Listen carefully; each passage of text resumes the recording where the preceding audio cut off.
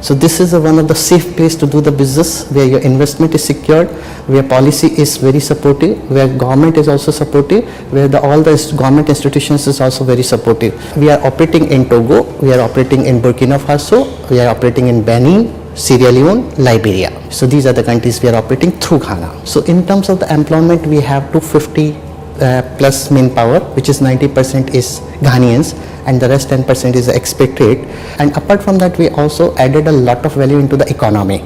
Once you are doing the business, you do directly, indirectly, indirect taxes to the government, which also increase the economy. We are also bringing a lot of forex from the neighboring countries. So proudly I can say we are taking the Ghana flags to the neighboring countries, and we brought more than $100 million into the Ghana from the neighboring countries through different kind of contracts. Once you are making the products inside the Ghana, the delivery period is very, very fast. You don't have to wait 4 months or 5 months for the importation. And the most important thing, you basically not allowing forex to go out. You are using the currency locally to produce locally and you supply locally. So that gives a lot of advantage. And we wanted to be known as one of the most ethical company, providing the good quality of products with the good prices, with the good delivery times, and providing all kind of adding the value addition in the all supply chain. I would like to tell all my business friends, join me in Ghana, grow with Ghana.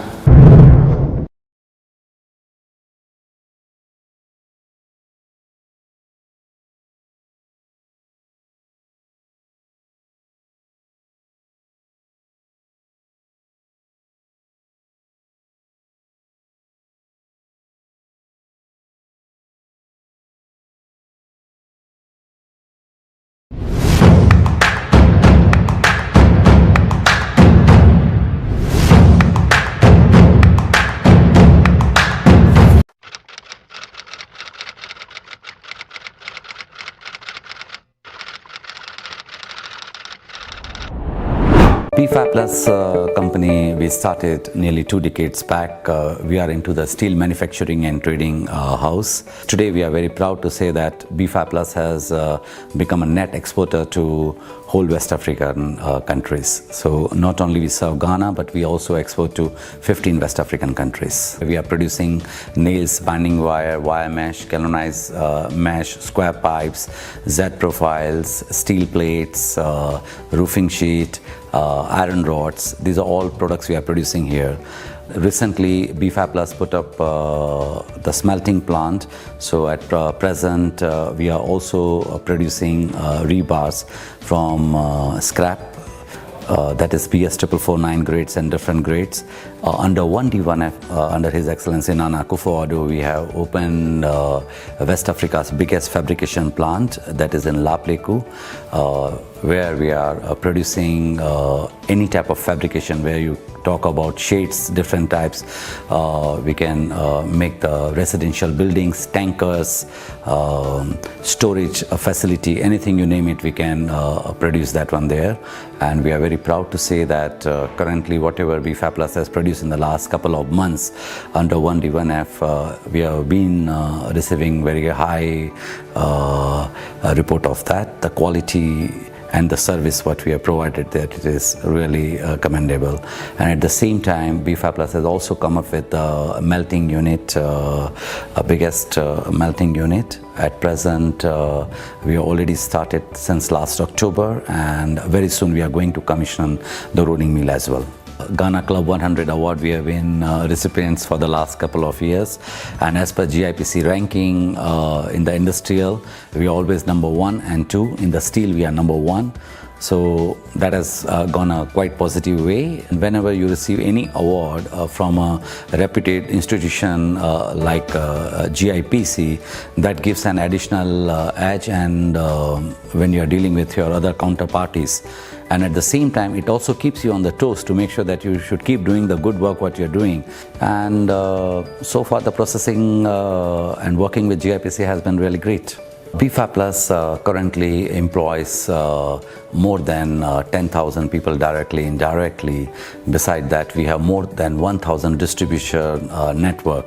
At present, BFAP Plus is having 12 branches across Ghana in different regions. Today, BFA Plus is serving housing industry, to the oil and gas industry, to the mining industry, to clients of corporates like who are into the residential projects, and fabricators, and lot more. We are the promoters of DPSI International School in Community 25. We like to give a free education to the children. We keep on doing the free medical camps, eye camps, support the sports activity, and a lot more. I think the Ghanaian consumers, they are the smart consumers. What they believe in, the quality product at the right price, and the service. If you give them the box of everything, and BFA Plus is one-stop shop for steel. So you name it, we have it. Ghana is like a second home. I was 32 years in Africa and spent 26 years in Ghana. So say when my children are born here and we love to do business here, it is the people who really make a big difference. Geographically, location, if you really look at it, is an ideal location to operate from here to the other West African countries. And there are ample of opportunities. The first thing somebody should say that when it comes to the quality of steel and the pricing, it is the BFA Plus. And at the same time, we also want to be known for our CSR activities. BFA Plus not only produces the quality steel, but they also produce the quality leaders for tomorrow. I would like to take this opportunity for all my dear friends inside and outside Ghana, that they should take an opportunity to come and invest in Ghana, associate with a company like BFA Plus, grow with it. Join us, let's grow in Ghana and grow with Ghana.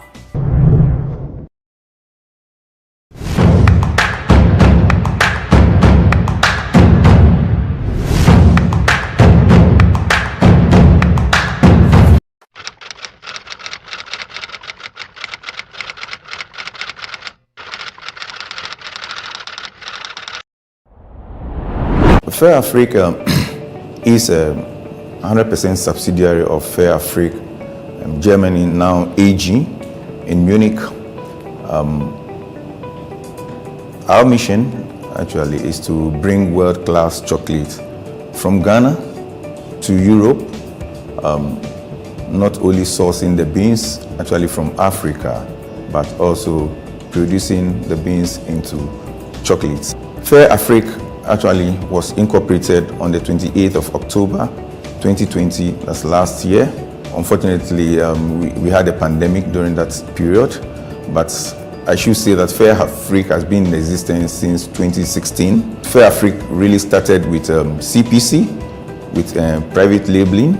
We also had another private labeling with niche cocoa. So finally we said, well, then we need to come up with our own company where we might be able to, or we should build, and so that we can really meet the demand of our customers. Fair Africa Ghana Limited is the only solar powered company producing organic chocolate with rare inclusions currently in the country. The purpose of this event is to dialogue with foreign machines in Ghana and strengthen existing ties, and also to discuss investment approaches and deliberate on mutual practical measures towards revitalizing businesses to accelerate economic growth.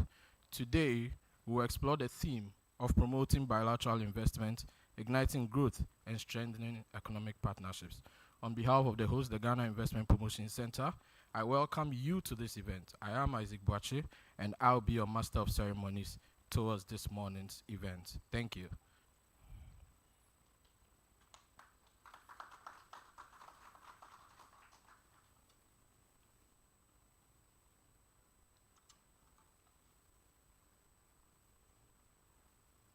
We also want to acknowledge the presence of the Chief Executive Officer of the Ghana Investment Promotion Center, Mr. Yofi Grant.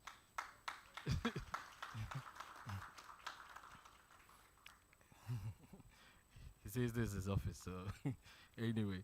Also, we have honoring us with his presence, the Dean of the Diplomatic Corps, His Excellency Maher Kier. You must note that before I went to him to ask for the pronunciation, but he told me I can't do the actual thing, so so let's give it up for him again. All right, so we would have a video play, then we would kick off with the program. Thank you very much.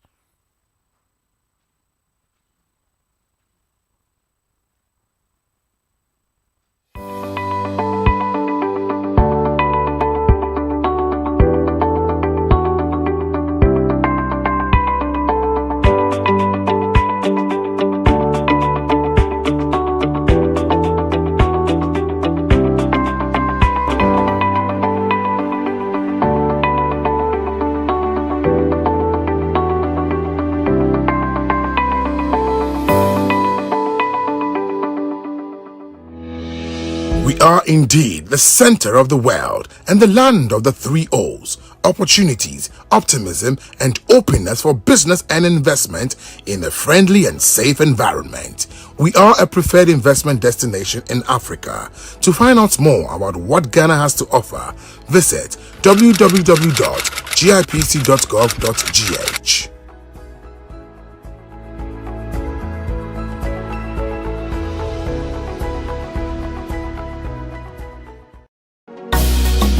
Center of the world and home to the headquarters of the AFCFTA. Abundant resources and limitless opportunities for business and investment. A great story of growth and attractive returns in a fast transforming country. Be part of this great opportunity and optimism. Invest in Ghana. Make it happen with the Ghana Investment Promotion Center, GIPC. Connect, let's talk, and guide you through numerous incentive packages for investment. We are open and ready for partnerships to grow in Ghana and grow with Ghana. Locate us at Vivo Place Cantonment Accra or call us 0302-665-12529. Online at www.gipc.gov.gh and on all social media platforms at GIPC Ghana. Drop us a mail, info@gipc.gov.gh. GIPC, your first port of call for investing in Ghana.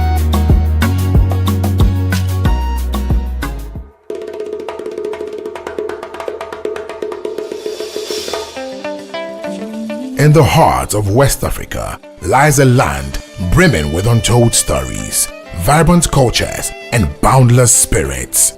Welcome to Ghana, the heartbeat of Africa, where nature and culture harmoniously exist. Feel the rhythm of life as you wander through the vibrant market and witness the infectious joy and warmth of the Ghanaian people, their skill and determination that provides sustenance for their communities. Immerse yourself in the rhythms of the drum, the graceful movement of traditional dance, and symphony of cultures, languages, and traditions that coexist in harmony. Explore the rich history of Ghana as you walk through the corridors of our historic forts and castles, a reminder of the resilience and strength of the Ghanaian people. Embark on an unforgettable safari in our forest reserves and parks, where wildlife roam freely in their natural habitat, and take in the spectacular beauty of nature that envelopes Ghana with its imposing waterfalls and water bodies. Uncover the essence of the legendary Gold Coast, renowned as one of the world's leading producers of gold and adorned with other minerals like diamonds, iron, bauxite, lithium, and manganese. And beyond the treasures, lush vegetations thrive and abundant oil and gas flow. Experience the vibrant energy of the cities where modernity and tradition coexist, where industries are thriving, backed by continuous technological advancement, with people exuding an unwavering spirit of progress. And don't forget, we are the commercial hub of Africa and a symbol of democracy on the continent.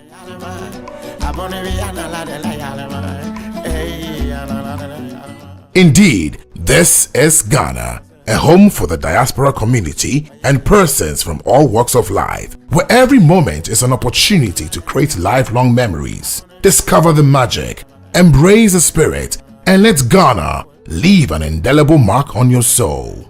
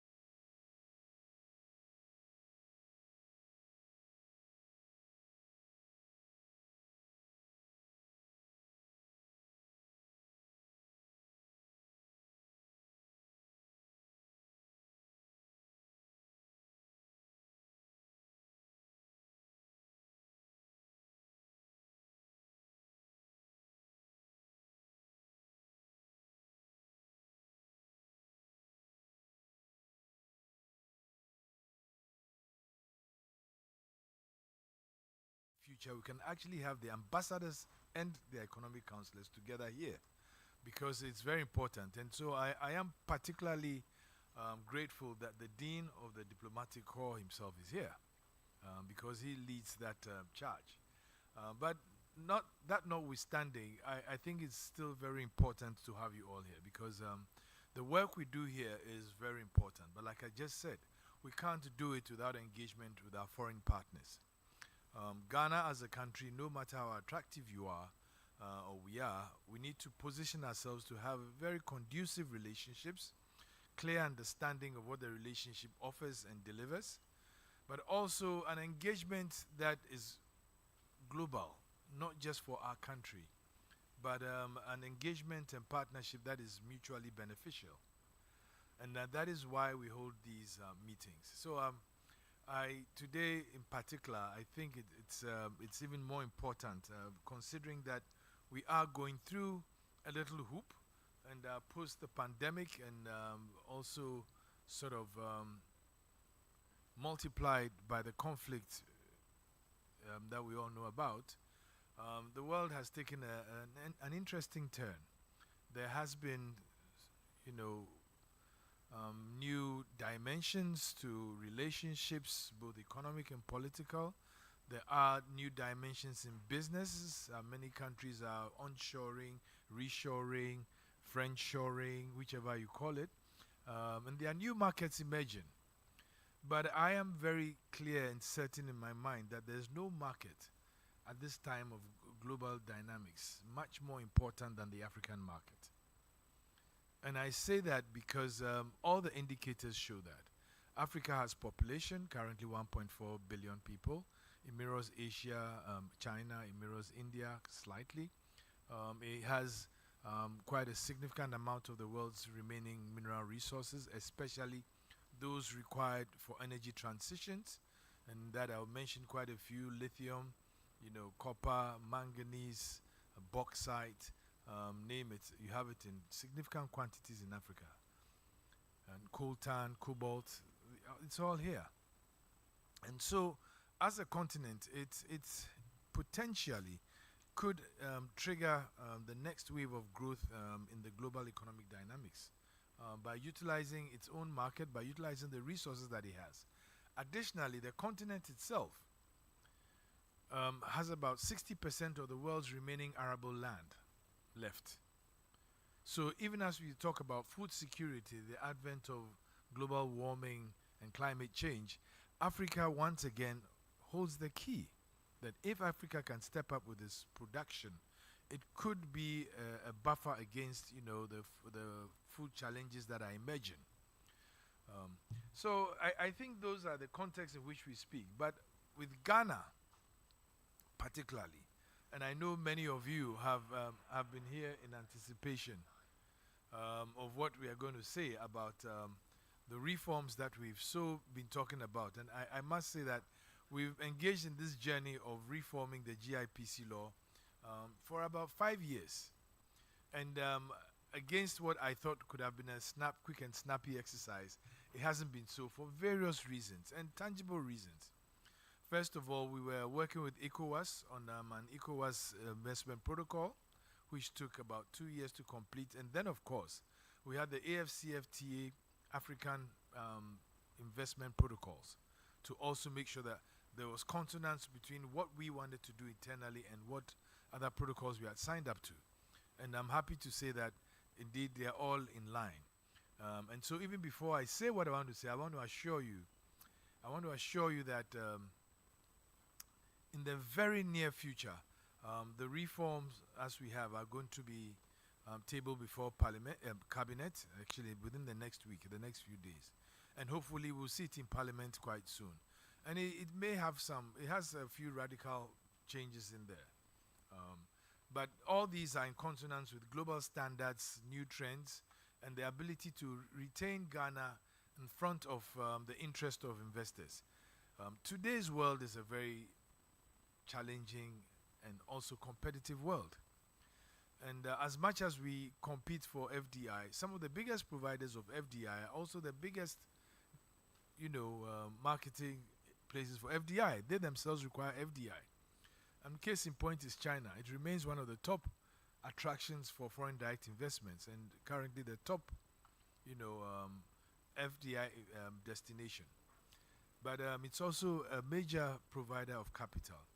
But we've also realized that the solutions that we require may not necessarily lie with the big players. They may lie with some of the smaller countries around us because of the direction in which we are going. And Ghana stands to position itself as a pivot for the AFCFTA, which is a significant market, which I mentioned before, 1.4 billion people, with a demographic that is extremely exciting. About 60% of that demographic is less than 30 years old. And so we have an emerging market waiting to happen, but also potentially the next, should I say, cadre of the world's human capital. And it's instructive to know that Africa has embraced technology and digitalization in a very interesting way. I mean, there are applications in that space that are being used in Africa that are not used anywhere else. There are innovations in Africa that are being used that are not anywhere else. I mean, I was trying to explain to a friend in Europe about mobile money, and he just couldn't understand. He says, so I pay everything with my phone? I say, yes, I do almost every transaction with my phone, not with my bank, but with my telecoms provider. And he says, wow, they don't have that. They don't have it in the US. So there are some good things happening. And the good thing for me that is really overwhelming is this desire to move away from the past and create a new narrative on the continent. A narrative of partnership, a narrative of mutuality, and a narrative of understanding. I have said that the very dictates of the past were driven by misconceptions between two people of different cultures. And I think today we can bridge all that and create mutuality in the benefits we have.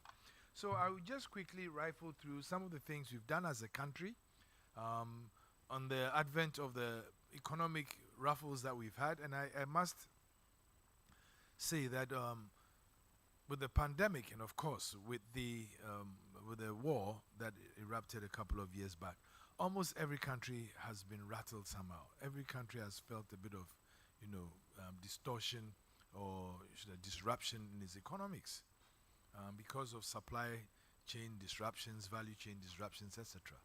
But there is definitely a drive to resolve all these things such that we all move on creditably. Ghana has faced some challenges, and I must say that prior to 2019, the economy was perhaps on getting onto even keel. We had an average growth rate of 7% between 2017 and 2019, which was acknowledged as one of the fastest growing economies. We had a fiscal deficit that was less than 5%. We had inflation at an average of about 8%, and we had a positive primary balance. But of course, as I said, COVID, including the Russian-Ukraine war, our own financial tightening, and global supply chain disruptions resulted in a major shift in all those indicators. So we ended up with significant fiscal imbalances as well as huge debt vulnerabilities. And it's since then we've been grappling with all the indicators to try and hold it down, and that led us to seek assistance and partnership with the IMF so that we could get a bit of credibility to be able to go back to the global debt markets, because we had, like I said, we had debt vulnerabilities. So in conjunction with the IMF, we mapped out a plan that we call the Post-COVID Program for Economic Growth, PCPEG, and it's anchored on the following: front-loaded fiscal measures to bring public finances back on a sustainable path. And one of the results of what happened the last time with the COVID and the thing was that even government revenues were seriously compromised. With COVID, many of the industries shut down, jobs were lost. Government also had to spend significant amounts of capital that would have been as well used for development to ensure that life was sustained. And as the president successfully put it, that we know how to bring economies back to life, but what we do not know how to do is to bring people back to life. So we would focus on keeping people alive, and then work to bring the economy alive. Secondly, We also sought to restore debt sustainability, including reducing the cost of financing, which has been impactful on our economy in a negative way. And then, of course, minimize the fiscal risks, including risk from contingent liabilities. And you know, government is a big animal. So apart from main government, what we call main government, there are all these other associated entities like Cocoa Board, like Electricity Corporation, and many of the SOEs, who are contingent liabilities onto government's balance sheet. So one of the major things was to minimize the fiscal risk that these agencies pose to central government balances.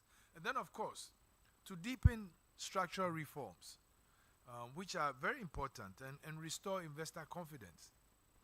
Because if you do all these things and you still do not have the confidence of the investor, you are still short of the ability to go to the markets to source credit or, in fact, investors. And very often, I've had to, answer questions that really I shouldn't be answering. The Ministry of Finance should answer. But it's important to understand them, because you want somebody's money, you need to give him all the assurances that you are responsibly doing what is right to make sure that he can get his money back and get it at a little profit, etc., etc. But we are also looking to strengthen the partnerships with our development partners.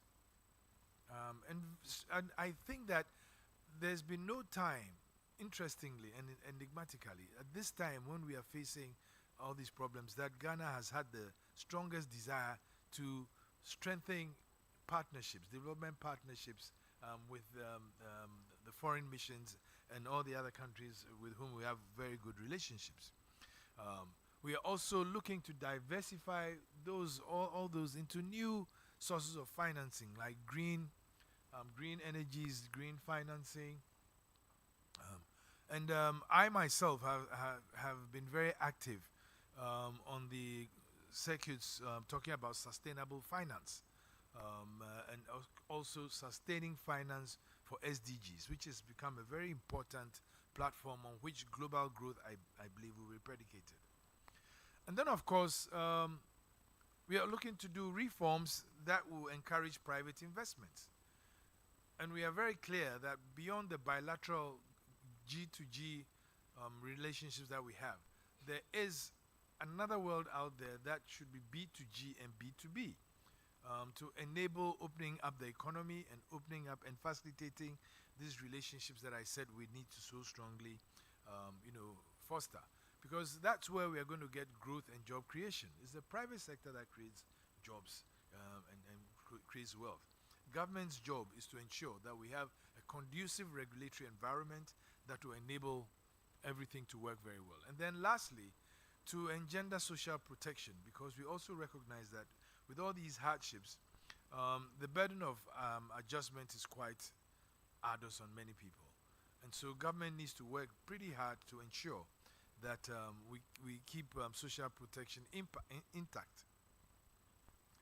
I spoke about the reforms to ensure economic stability and some of the targets that we expect to achieve.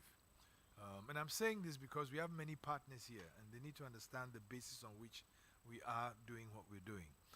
Some of the targets they want to achieve is to reach a 1.5% of GDP primary balance or primary surplus in the medium term.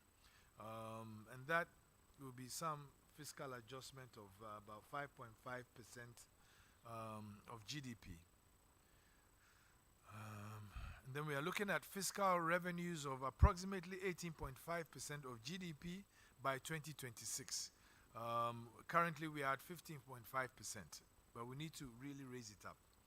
Then in the medium term, to bring inflation down back to what it was pre-COVID, about 8%, and then restore external buffers with our gross international reserves to reach or go back to the 3 months of import cover by 2026, and hopefully beyond go back to the 4 months that it was before.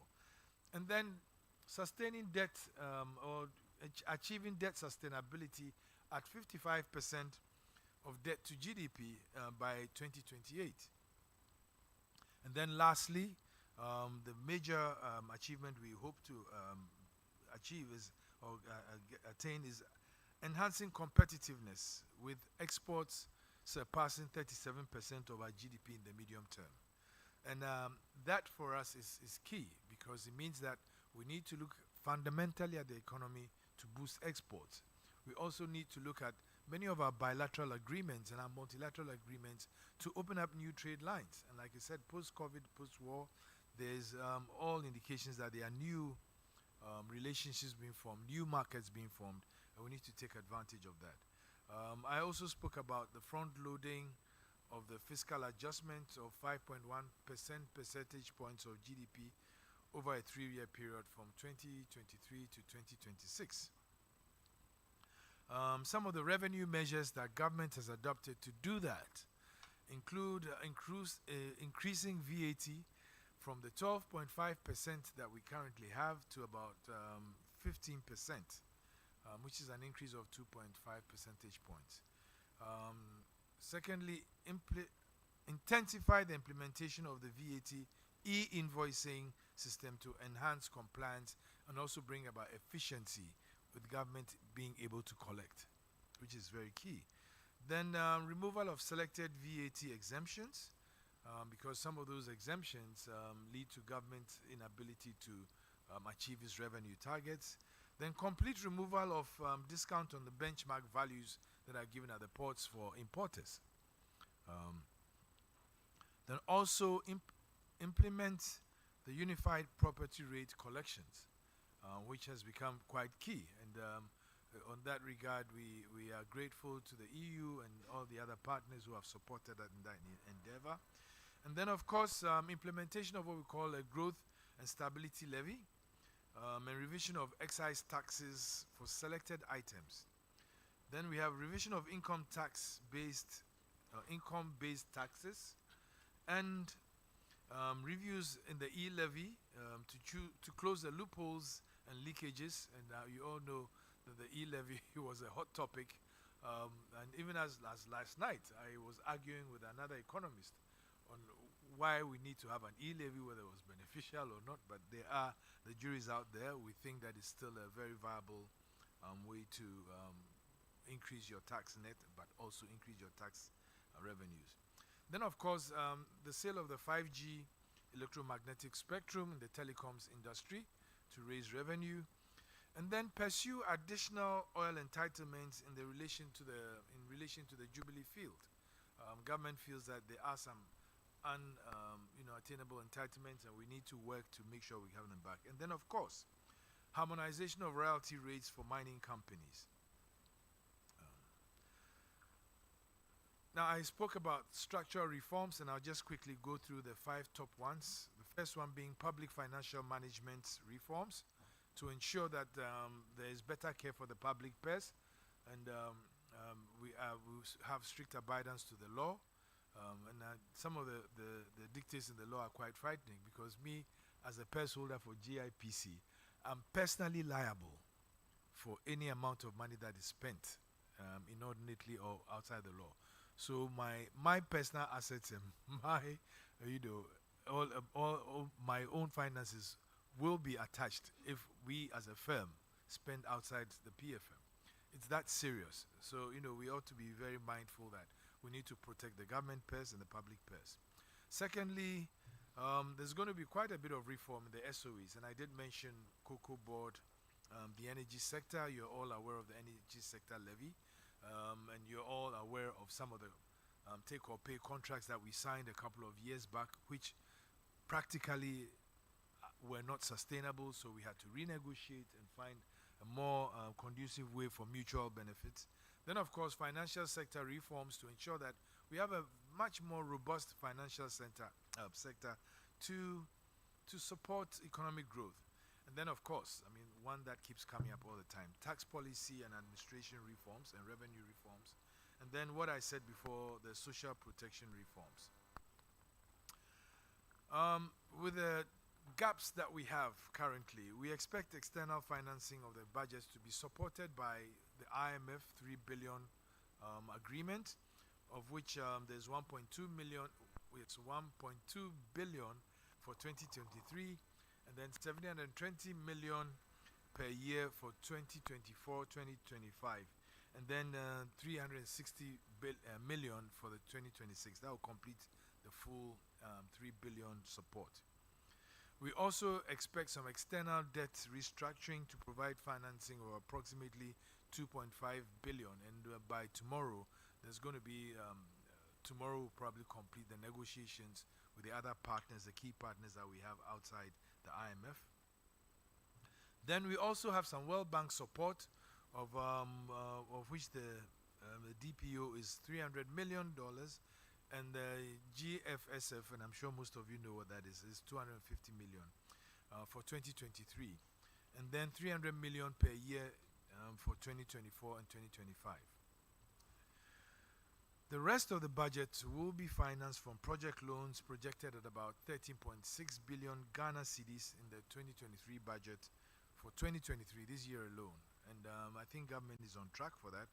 And the World Bank is also planning to disburse about $1.45 billion for project loans during the 2023 and 2026 time profile. And I'm happy to say that GIPC, we worked quite closely with the World Bank, and we believe that we should have mutual beneficiation for that. But for us, our key expectation is that we believe that Ghana is extremely attractive and still a very good place to invest, but we can get better each and every day. We can get better by eliminating some of the myths and making sure that the information gaps are closed and that there's mutuality in the way we look at the benefits.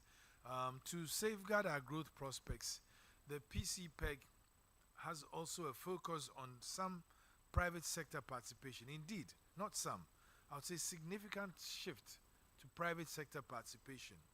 And we are looking for partnerships in the private sector on a B2G basis through private-public partnerships, but also direct private sector participation in the economy. And that is what is going to drive some of the reforms that I've mentioned about, the very significant reforms that I've mentioned about that you'll see in the next few days, I'm sure. But also to facilitate productivity growth. Now, we are going to have a clear focus on manufacturing and exports. I mean, Ghana is resource rich. We have gold, diamonds, bauxite, iron ore, lithium, manganese, name it. But we've erstwhile been exporting it raw, this raw form. Government's tendency right now is to ensure that we add value in situ before export to make sure that we move up the value chain from our exports. And we also, secondly, to also strengthen delivery of public-private partnerships. Because where the investor or the business partner may have limitations to the private sector, the state may step in and partner to de-risk their projects, but also to give certain comforts so we have more opportunity created for our own people for jobs and growth. And then, of course, reforms to improve the business sector. The president did say a couple of years back when he took office that he wanted to make Ghana the best place to do business on the continent, if not one of the best, which is a daunting task because that requires significant reforms and significant turnaround in the way we've done things before. But now we are very clear that that is the way to go. There have been examples all over the world, and I think Ghana itself is very well positioned and ready. I mean, our people are ready. Ghana's population mirrors very much what I said about the African population. Some 60% of our population is under the age of 35.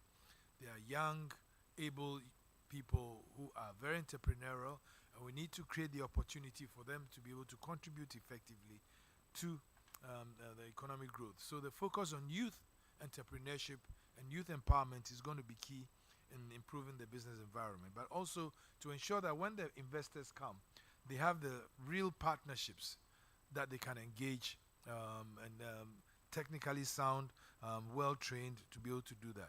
One of the key platforms for that is the free senior high school program, which is to ensure that in the very near medium term, at least the average Ghanaian would have a minimum education of high school education, which is very, very important in transitioning from an export-based, a raw material export-based business into one of exports of finished goods and services. Then, of course, promoting entrepreneurship. And in that vein, I would like to thank many of our partners from the many foreign missions who have been very active in helping us with facilitating entrepreneurship. Indeed, it's one of the cornerstones of our future, so we are very good. And then last but not the least, facilitating and engendering a digital economy. And I'm sure many of you know many of the things that have been done already with the registration, with the land titling, where every 5 by 5 meters squared has a digital address, where all of us are biometrically registered in Ghana. And we are going to follow through with quite a number of them, from the e-visa to the paperless port to e-governance, with the governmentghana.gov platform, which will provide all government services on a digital platform. For us at GIPC, our key strategic sectors, priority investment sectors, will remain at agro-processing, because we are basically an agro nation, manufacturing, tourism, infrastructure, technology and digitalization. But we're also looking at the soft economies of education and health, and then the creative arts. And the creative arts is emerging as one of those very exciting areas in which we can actually build new investments and economies. So I think I'll end here. I have given you pretty much what their plan is and what we are going to focus on. I mean, the Ministry of Finance keeps echoing that we are not out of the woods yet.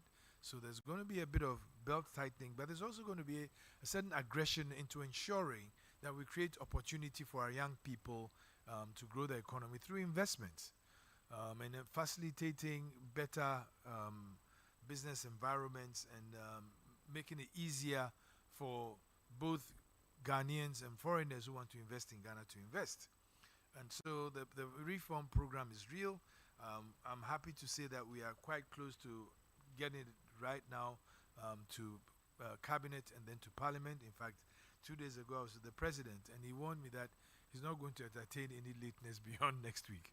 So I have to make sure that whatever document we have lands right in front of cabinet, and then we'll look at it. We've had at least 22 stakeholder meetings over the past 4 years to get to where we are.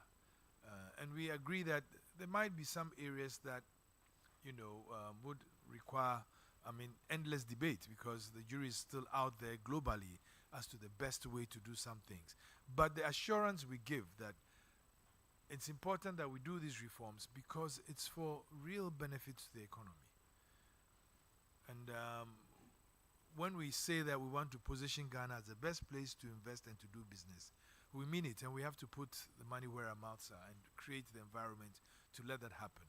Of course, the immediate beneficiary of all these reforms will be Ghana and the Ghanaian economy and the people of Ghana. But we also would offer opportunity for significant growth and entry into the African market to all our investors who come here. And at GIPC, we'll give you all the necessary support and hand-holding to make sure that happens.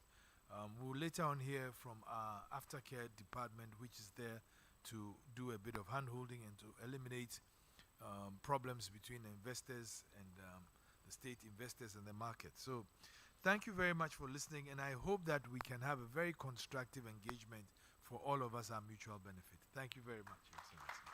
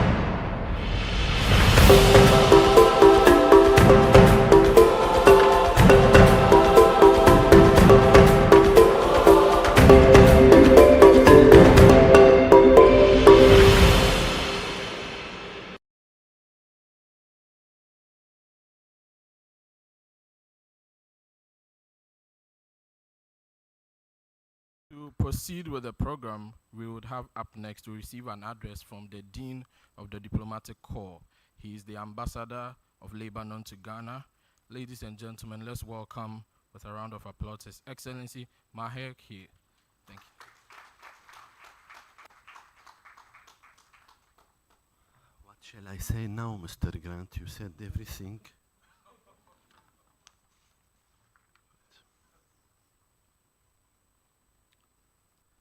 Well, Excellencies, ambassadors, and members of the Diplomatic Corps, distinguished economic councillors, ladies and gentlemen, good morning.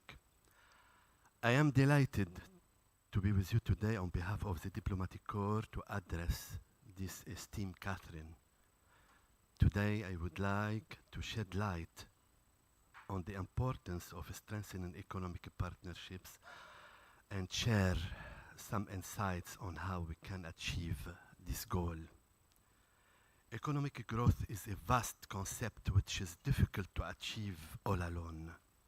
In today's global village, it is necessary for countries to adapt and partner with others to realize this vision. Economic partnerships serves as the backbone of a global prosperity and stability. They transcend borders, ideologies and cultures, bringing nations together in pursuit of shared economic growth and development. As economic councillors, it is our duty to nurture and enhance these partnerships to unlock their full potential.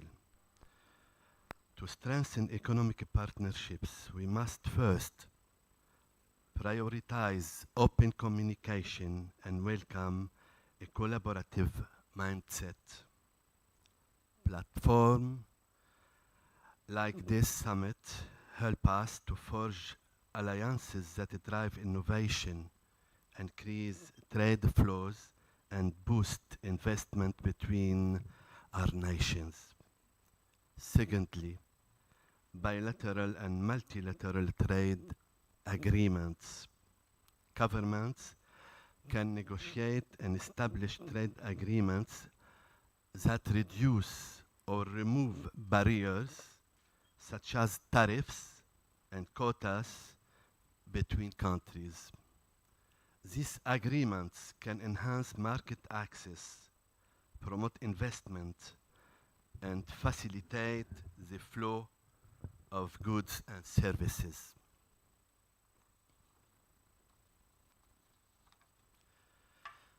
As economic councillors, we must advocate for the reduction of these obstacles to create a level playing field where businesses can thrive. In addition, we should focus on promoting economic diversification and resilience. Overdependence on a single sector or market can make economies exposed to shock. By diversifying our economic portfolios, exploring new sectors, and encouraging innovation, we can foster resilience and create a solid foundation for long-term economic partnerships.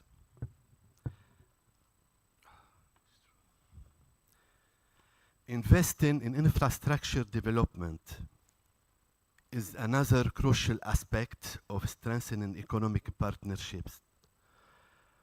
Robust transportation networks, efficient logistics, and reliable connectivity are essential for boosting trade and economic integration. As economic councillors, we should advocate for the development of infrastructure within our own countries and in partnership with others. Moreover, we must invest in education and skills development. Through education, training, and knowledge transfer, we can empower our workforce and equip them with the skills necessary to participate in the global economy. Collaboration in this area through exchange programs between educational institutions can enhance human capital. Lastly, we must not overlook the importance of sustainable development. Economic partnerships should be founded on principles of environmental responsibility and social inclusivity. By integrating sustainability into our economic activities, we can ensure that growth is not only robust, but also maintained in the long run. As economic counselors, we have a unique opportunity to promote effective initiatives and practices that benefit both our economies and our planet. In conclusion, strengthening economic partnerships requires dedication, collaboration, and a shared vision for prosperity. As economic counselors, it is our duty to foster an environment of trust, promote open dialogue, and advocate for policies that support economic integration. By accepting these principles, we can unlock the full potential of economic ties and create a better future for our nation and the world.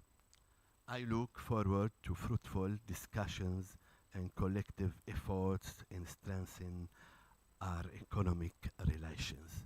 Thank you.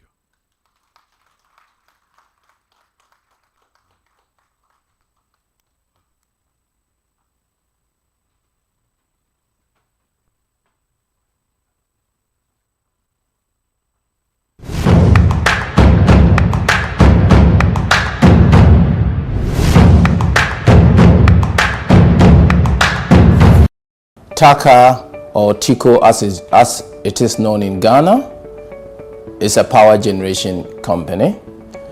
The company is owned by Abu Dhabi National Energy in collaboration with VRA. Both of them are the shareholders. This business produces power to Ghana, 330 megawatts we produce. We generate about 15% of Ghana power on a daily basis. We supply electricity to about 3 million homes or households in Ghana. TACA operates a combined cycle plant in Ghana. We produce on gas.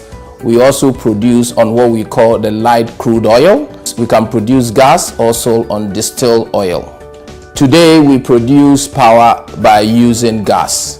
We produce about 342 megawatts to the grid. We produce power by using 2 gas turbines and a steam turbine. TACA, as Abu Dhabi National Energy, is in 11 countries. In Africa, we are in Morocco and also in Ghana. The plant here has been here since 2000. TACA actually acquired it in 2007, and so has been in this country over that period.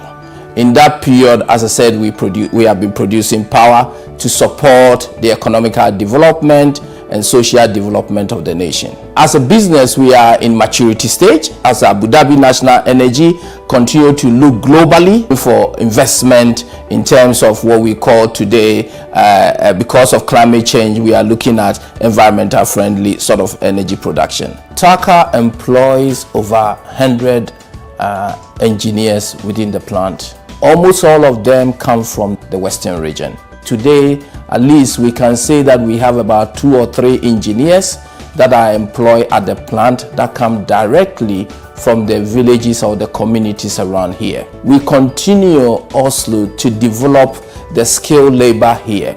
We are supporting over 200 children through their education year on year. This has been going on since 2003. Health-wise, we support the local hospitals We support the local clinic. There wasn't an oxygen facility years back in 2015. We constructed an oxygen facility for the infants unit at the hospital. It is acknowledged in Ghana that we are one of the most reliable power plants as far as generation is concerned. We continuously deploy technology to improve on our performance. We will say that over the last 20 years, since the inception of this power plant, we have played a significant part in the development of the nation. We see our role as a strategic partner for the government of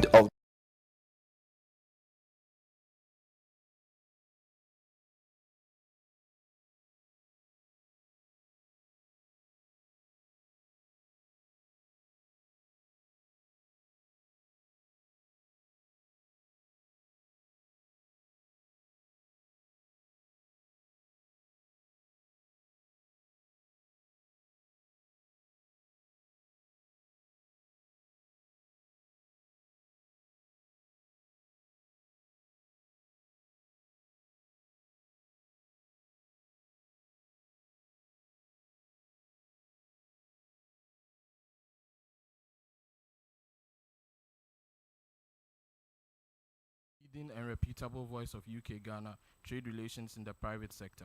She has spent over 20 years of her career in senior corporate management roles in the fast-moving consumer goods manufacturing industry and media management, where she has an excellent track record of providing best practice in the sector. Ladies and gentlemen, help me welcome on stage Madame Ajoba Chiama.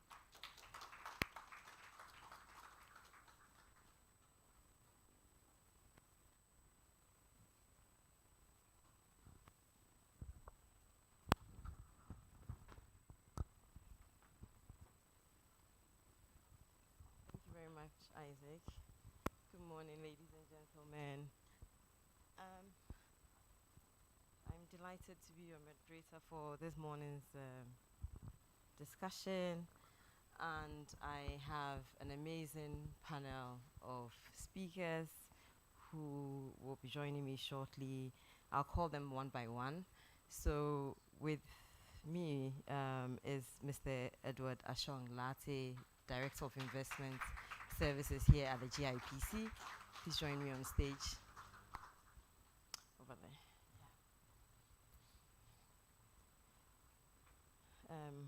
Next is Mr. Kun Yang, Chairman, China Enterprises Chamber of Commerce.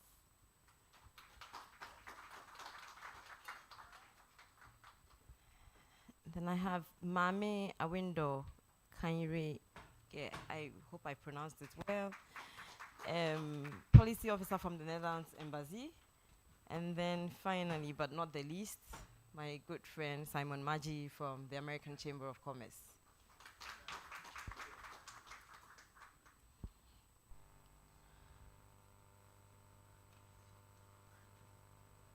Thank you, ladies and gentlemen.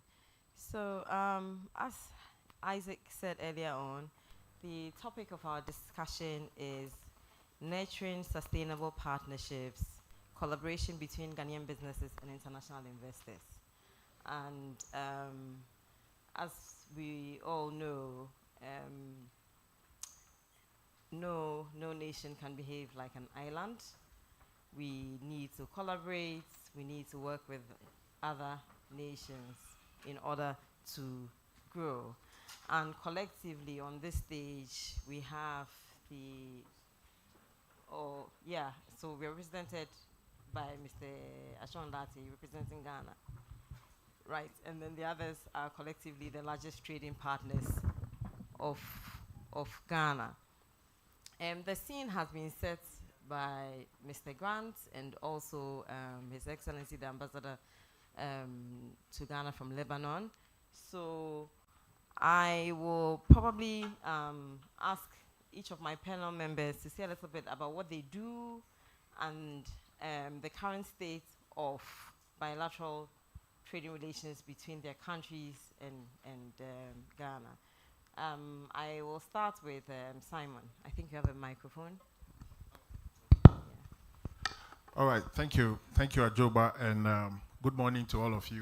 I'm excited to be here to represent the American Chamber of Commerce. So, as many of you may be aware, the U.S. Chamber of Commerce is the world's oldest trade association with over 3 million members and 122 chapters around the world, of which the American Chamber of Commerce Ghana is the local affiliate. And our work primarily is working to promote trade and investment between Ghana and the United States. As said by the speakers before us, Ghana is a great place to do business, but Ghana could be the ultimate place to do business if we improve on everyday transactions. So the U.S. and Ghana has a historical strong business relations. There are over 125 or more U.S. companies operating here. And as of the last survey, they've invested close to 20 billion in the Ghanaian economy, employing over 10,000 workers counting. Many of our workers still find Ghana to be a favorable place to do business, even though, like in all places, there are challenges and issues that we'll love to be resolved. So this is just my preliminary comment, and as we go on, we'll have some more discussions on the issues. Thank you. Thank you, Simon. I must add that as moderator, I'll have a few questions for my panel, but I will also solicit questions from the audience. If there's anything that any of them has said that you'd require clarity, or there's a specific question that you would like to be addressed, please feel free to raise your hand, and I'm sure Isaac or somebody will bring you a mic and you can ask your question, but we'll get to that. I'll announce. I will ask Mame to speak. So I'm Mame Awinado Kanirige. I work with the Netherlands Embassy as a policy officer for trade and economic affairs. One of the interesting things about what we're doing now is that initially the embassy was focused more on ODA, that is development aid, but now is transitioning to more of a development cooperation, and that's looking at trade and development. And underpinning that is a lot of private sector development, looking at the whole concept of Ghana Beyond Aid, seeing how to tie into that, knowing that in as much as we are not at the place where we can say we don't need aid completely, how could you now have development and trade come hand in hand through what they call the combination approach? So providing enough support where you can now have some level of equal partnership. So what you will see is that there's a lot of push for investment to come into the country. And when you talk about what is the climate, I think that is obvious what the climate is like now, considering where we are at with the IMF. And when there's a climate like this, it's quite difficult actually to tell people, hey, come in and invest, because you cannot tell when the weather will be too hot, when it will be cold, even though we don't have winter here. But to be as realistic as possible, I think that the climate is what it is, but beyond the climate, how are we able to encourage investment in a very tricky space, still making sure that we help or absorb some level of risk that investors will encounter when they do come in. So with Ghana now, I know that the things are tricky, but they say that in hard times also there's room for innovation. So I think that one of the biggest things is that we as a country, if to push for more investment, working at the Netherlands Embassy, looking at Dutch investors who do want to come here, and especially because the embassy's focus is horticulture and cocoa presently, looking at these two sectors, how are we able to encourage more investment? And the key thing is we need to prepare the ground, because it's one thing to say come and invest, it's the other thing to be able to sustain the investment. And I think that our conversation today will help, direct us towards Thank you, Mame. So, we'll probably come back to you to talk about some of the successes, because I'm sure there are lots of successes. But before we do that, we want to hear from you, Mr. Juan.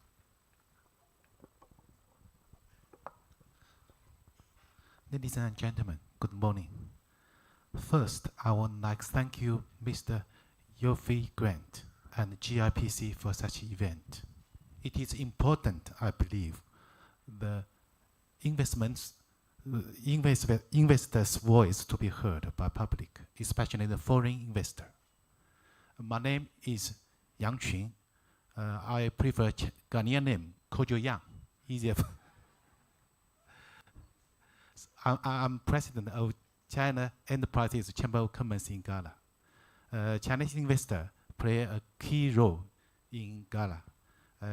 Lots of them name you know very much, such as Sogli Power, which is the first and the largest IPP, independent power producer in Ghana, like Africa World Airline (AWA), which is the largest aviation carrier in Ghana, like Huawei Technology, which is the communication facility supplier.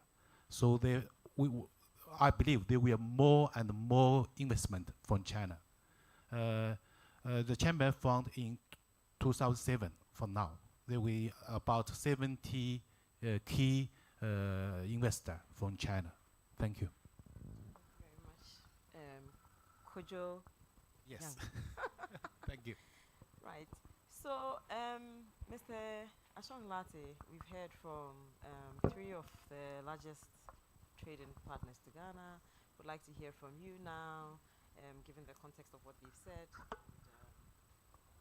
your opening remarks for this. Thank you very much, Ajuba, and good morning, Your Excellencies, distinguished participants.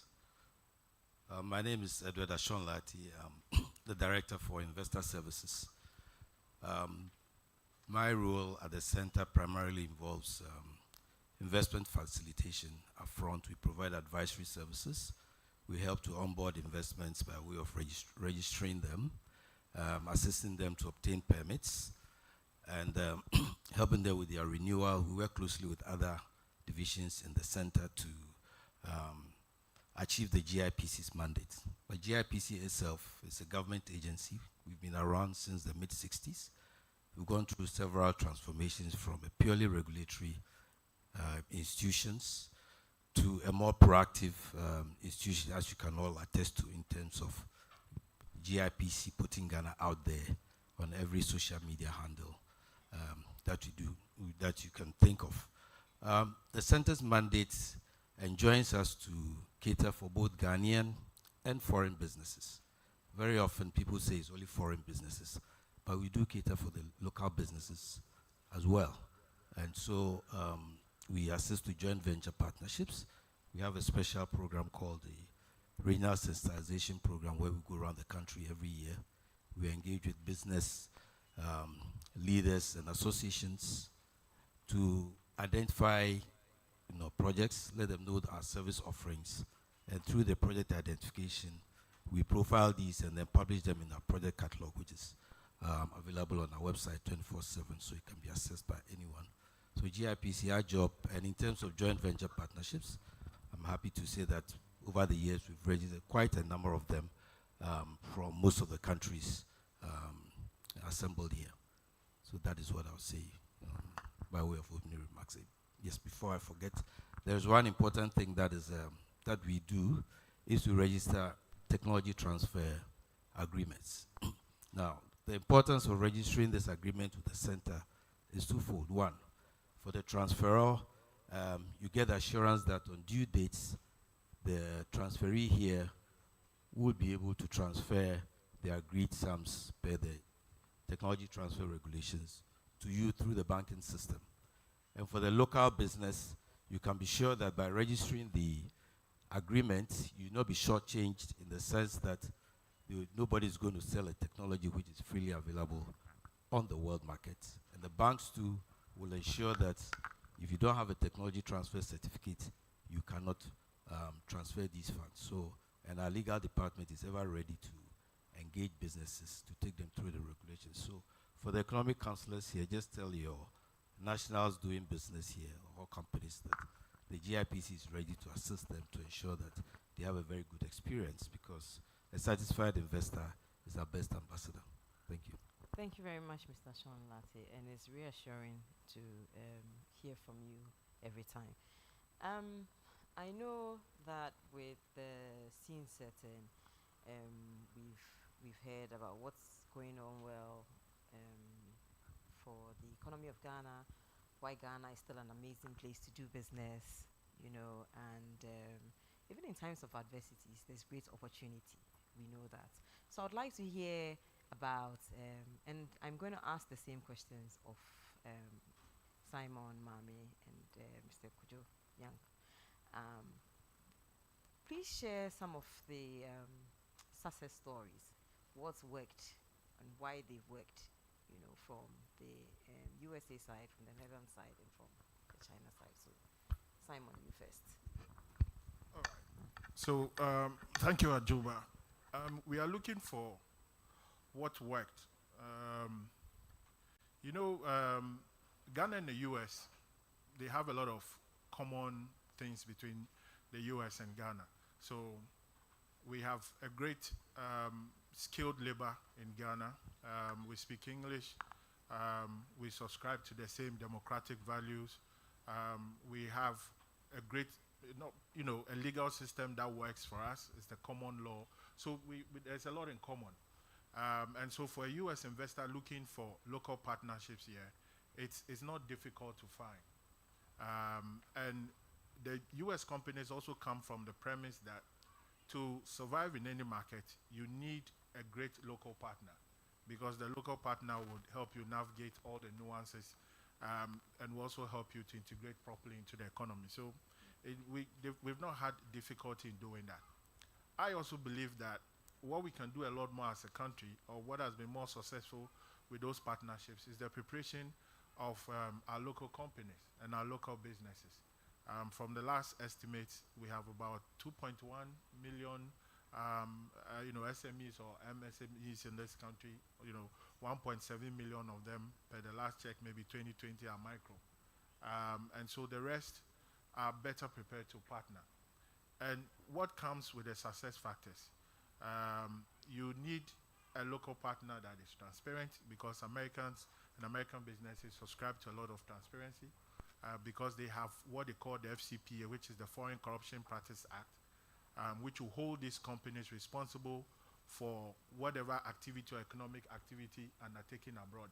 So they expect to have local partners that are transparent in their dealings and transparent in their transactions with external partners as well, which includes suppliers. So that is one. They also partner with companies that have respect for not just the labor laws, because those are critical, but also the general laws of the country, the rules, the regulations, and abide by them. So that has been a great pillar, and one that employs people with the right skill set and the mindset to deliver, which we find many in this country. And so it's been great successes across board. So if you look at many of our major US companies, from those in the mining to the oil and gas to manufacturing, they've been able to build all these local suppliers. They've been able to partner with local companies as the needs and regulations required to not just build prosperity for themselves, but prosperity for the Ghanaian and for the people of this country, in whose country, in whose place these operations take place. So these are some of the factors, and this is what I can share with you. But I'll just hand over to my colleague by saying, our companies employ Ghanaians. So if you come to the face of the US company, that's why I'm seated here. The face of the US company is a Ghanaian face. Many Americans do not believe in coming to run the business. They believe in having good local expertise to run the business, because it's much easier for them to do business that way and to be accepted that way. And it's also good for us because technology is transferred, skills are transferred, and when you build that capacity, you can work anywhere around the world, having understood the American corporate culture or how American business is conducted. So it's been many successes around. There are so many companies around that they have an American name, but if you go there, the face you meet is a Ghanaian face, because of these partnerships and because of the desire to always transition to Ghanaians handling the business and running the business. Thank you, Simon. Mami? So further build on what Simon said, there are a lot of companies that are doing well, whether it's in the agriculture space. When it comes to agriculture, you have the Dutch are one of the top expertise, have the top expertise in the world. But what I will say, just to build more on what he said, is there are success stories. The thing about it is that now you're looking at whether you see companies like Niche Cocoa, Senpower, there's a lot of Dutch investment here in Ghana that people don't know about. And as he said, you may go there and see a Ghanaian, but wouldn't know that there's Dutch partnership involved. But I think that one of the things coming in here today, I was asking myself, to really have a real conversation and not walk away after talking and writing a nice report and being online and saying, hey, we had a session, but having a real conversation of what happens on the ground. What can I say? And I think one of the biggest things is to sustain successful partnerships. We have to look at who is asking for the partnership. And what do I mean by that? When it's actually easier when a foreign Dutch company comes in here and they can find people to partner with, and run the business. However, I think that we also have to put a lot of emphasis on how we can prepare our people to be able to, capitalize on the investment. Because a lot of times, investment is lopsided. And what I mean by lopsided is like it's tilted more towards the investor. And the investor carries more of the burden because of the notion of what investment is. Because if you look at the Singaporean model, right? Investment, FDIs was one of the key things they used to develop, but that was where they hit and they specialized on. In Ghana, I think that it will be easier to have more success stories if we can say, is the FDI model what we are seeking? Because we have the FDI, we have the issue of the aid, and then we also have to look at the fact that we want to develop our local economy. So one thing the embassy is doing now is looking at how to push even for collaboration. But how now, collaborating now, the people you want to collaborate with must also understand that investment is not there to save or change your life. You're supposed to help augment or improve your capacity. So I think that one of the key things that we should look at is developing more skills. I know we spoke, Mr.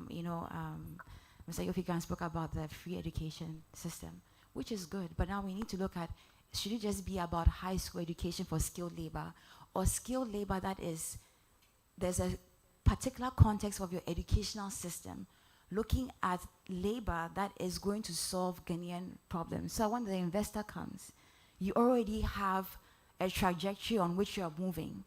And so at the end of the day, your educational system or the skills you are building is to further enhance that. But not just that we have high school educational, people with a high school education. What kind of education do they have? Because if I do come in and I say, okay, you have a degree, do you have the skill?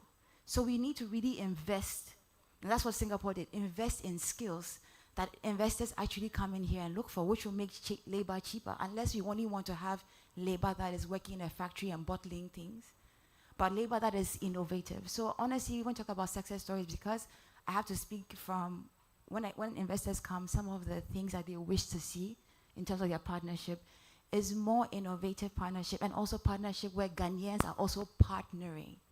Because if I am into cocoa and I come and I want to set up a factory for cocoa, and at the end of the day, maybe one person does not have the capacity, are they willing to partner with 5 other people so that I can partner with them? And I think that if we also look at pushing more of local partnership for external partnership, it would help the story better so that it's not one-sided of so I'm receiving that help. This is not just advice for the audience, but maybe something that Yeah, pretty much so. GIPC Yeah.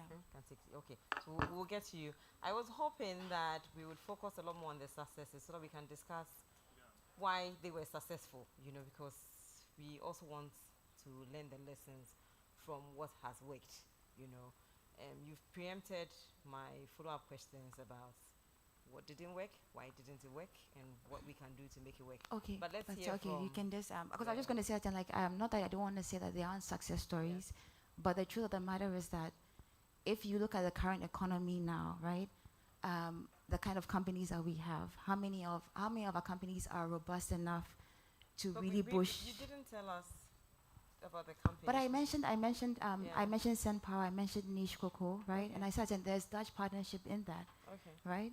And there's Friesland Campina, right? When you look at peak milk on the market, there's Dutch. Yes, so there doesn't mean that there isn't. I'm talking about the fact that you were talking about having a more robust economy, more partnership. So that's why I'm mentioning that. We can come back to the conversation, but like I said, we would like to hear about the microphone. the successes, because we like to learn lessons from what worked. Thank you. Ghana is the most interesting country for Chinese investor. It's attractive for Chinese investor for reasons. I think about it. I think about that. There's someone in my mind. One is political stability. It is very important. Once you go for foreigner, especially for investment, risks is most important. So political stability is most important, especially in Africa. So that is essential for the foreign investor, for Chinese investor as well. The second is something Mr. Grant mentioned lots of time. Ghana have abandoned the natural resource. You know, like a mineral material, like the cocoa, gold, oil, iron ore, and bauxite. It is very attractive for Chinese investor because China have huge population, like 1.4 billion. The natural resource is not enough. So we always try and find opportunities for some investment. And the third thing in my mind is Ghana is the market potential, big market potential. And especially it is, free trade Africa. Ghana is the center. So it will be better. You can invest best in Ghana to have spread all West Africa, even whole Africa. So that's the advantage of Ghana. That's something in my mind. However, still some challenges remain. The most important is infrastructure. So I believe there will be more and more opportunities in the infrastructure development. Thank you.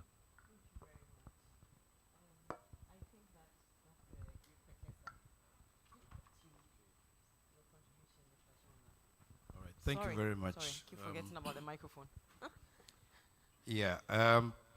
The foundation for the success of partnerships in the business space in Ghana is our legal and regulatory framework. We have a very robust framework. It's clear and transparent.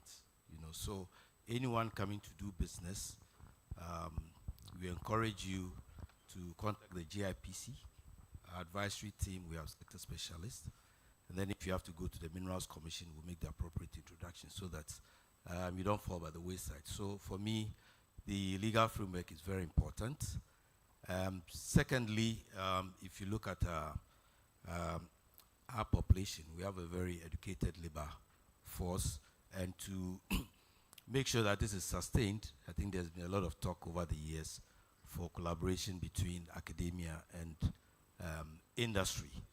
And at the GIPC, we've been having internship programs, and Mr. Grant, if I'm permitted, last year we hosted a number of students from Ashesi universities who spent some time with us to understand how we do business.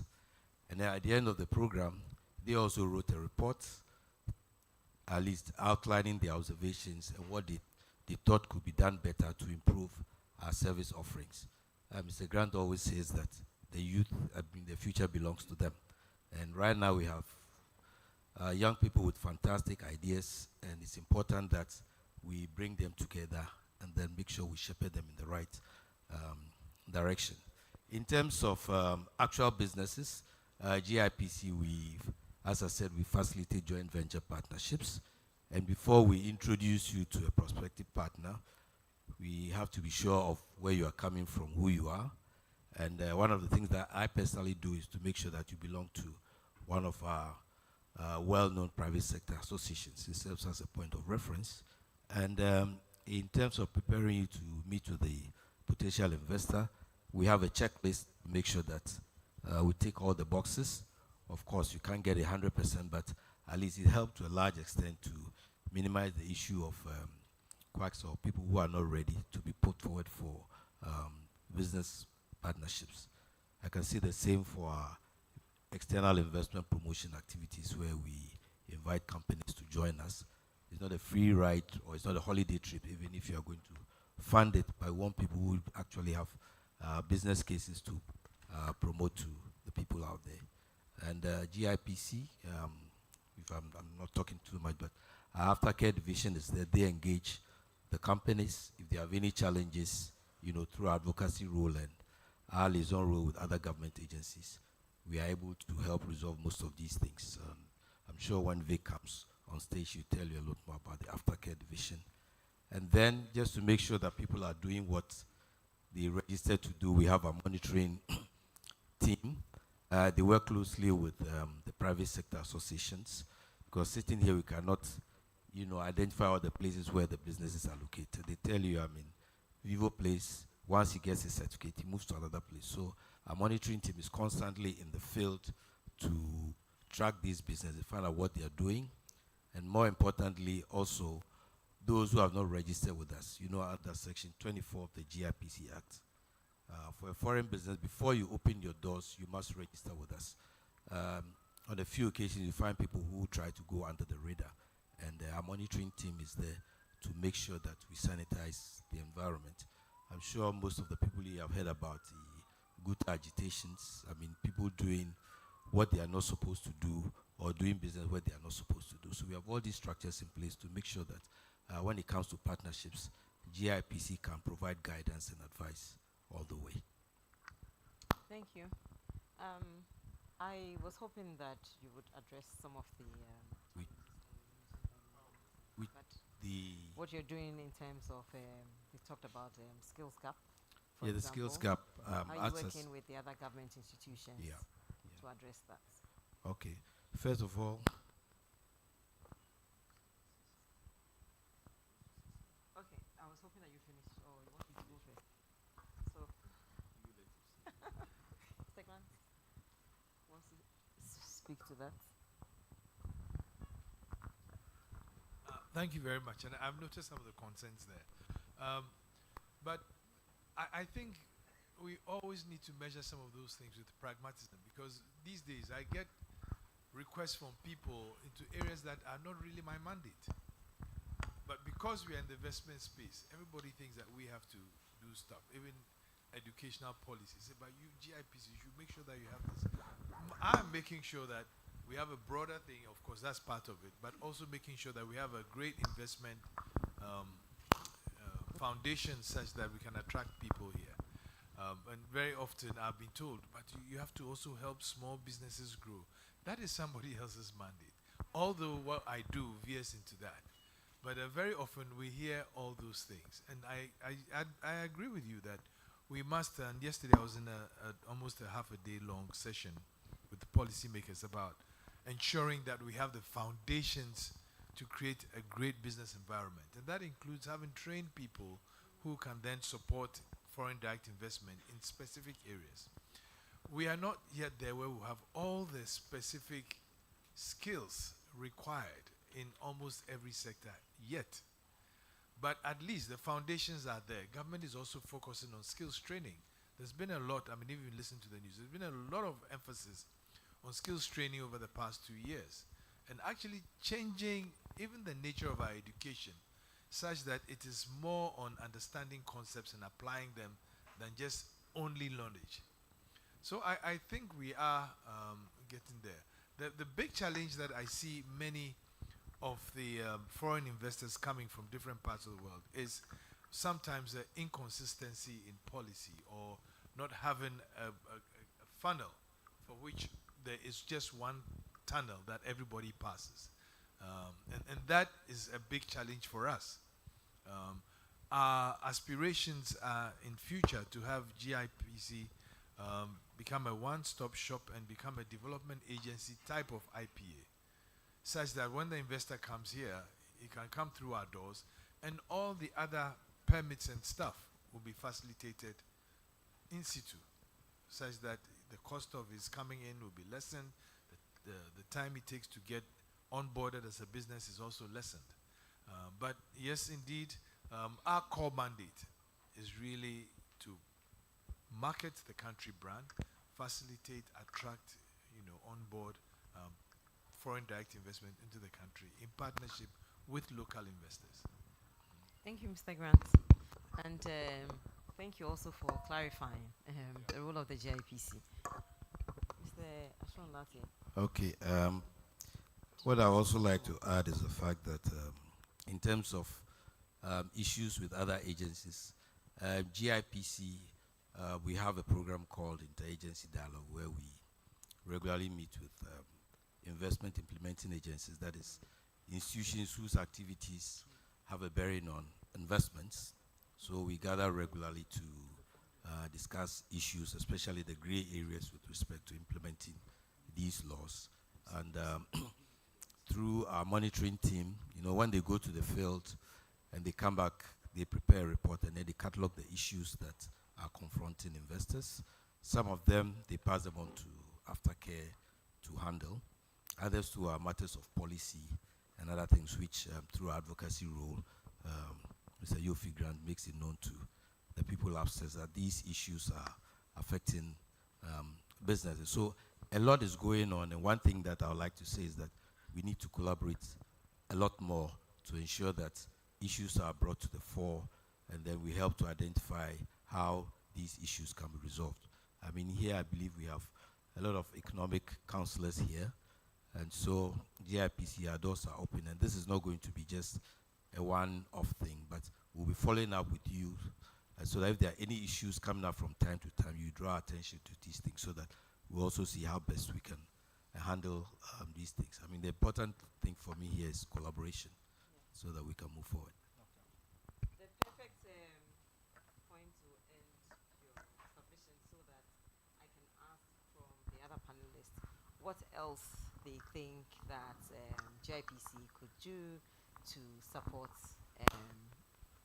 the partnerships that your businesses enter into and the potential partnerships that you're looking at brokering. So I'll ask you to speak first, Mr. Young. GIPC have a really important position to encourage the government to announce a policy to encourage the investment. Actually, for now, we have some barriers, and also the financial, IMF, also tax. Not so the challenge remained. However, GIPC must make the voice to be heard by the government to encourage the investment, especially from a foreign investor. That is very important. And sometimes GIPC is the only government to stand with the investor. Sometimes. It wasn't very clear. Your last point. Oh, sometimes the GIPC is the only government authorities to stand with the investor. Sometimes. Yeah. Okay, against everybody else. Yes. Oh yeah, always. Because some challenges remained. Well, sometimes always GIPC is encouraged. So it is very important, as said before, make the voice to be heard by the public. Thank you. Okay. Mami, and then Simon, you be next. Yes, I think, and I understand that GIPC's mandate is limited to, you have to promote investment. So when it comes to certain government policies, it's outside your scope.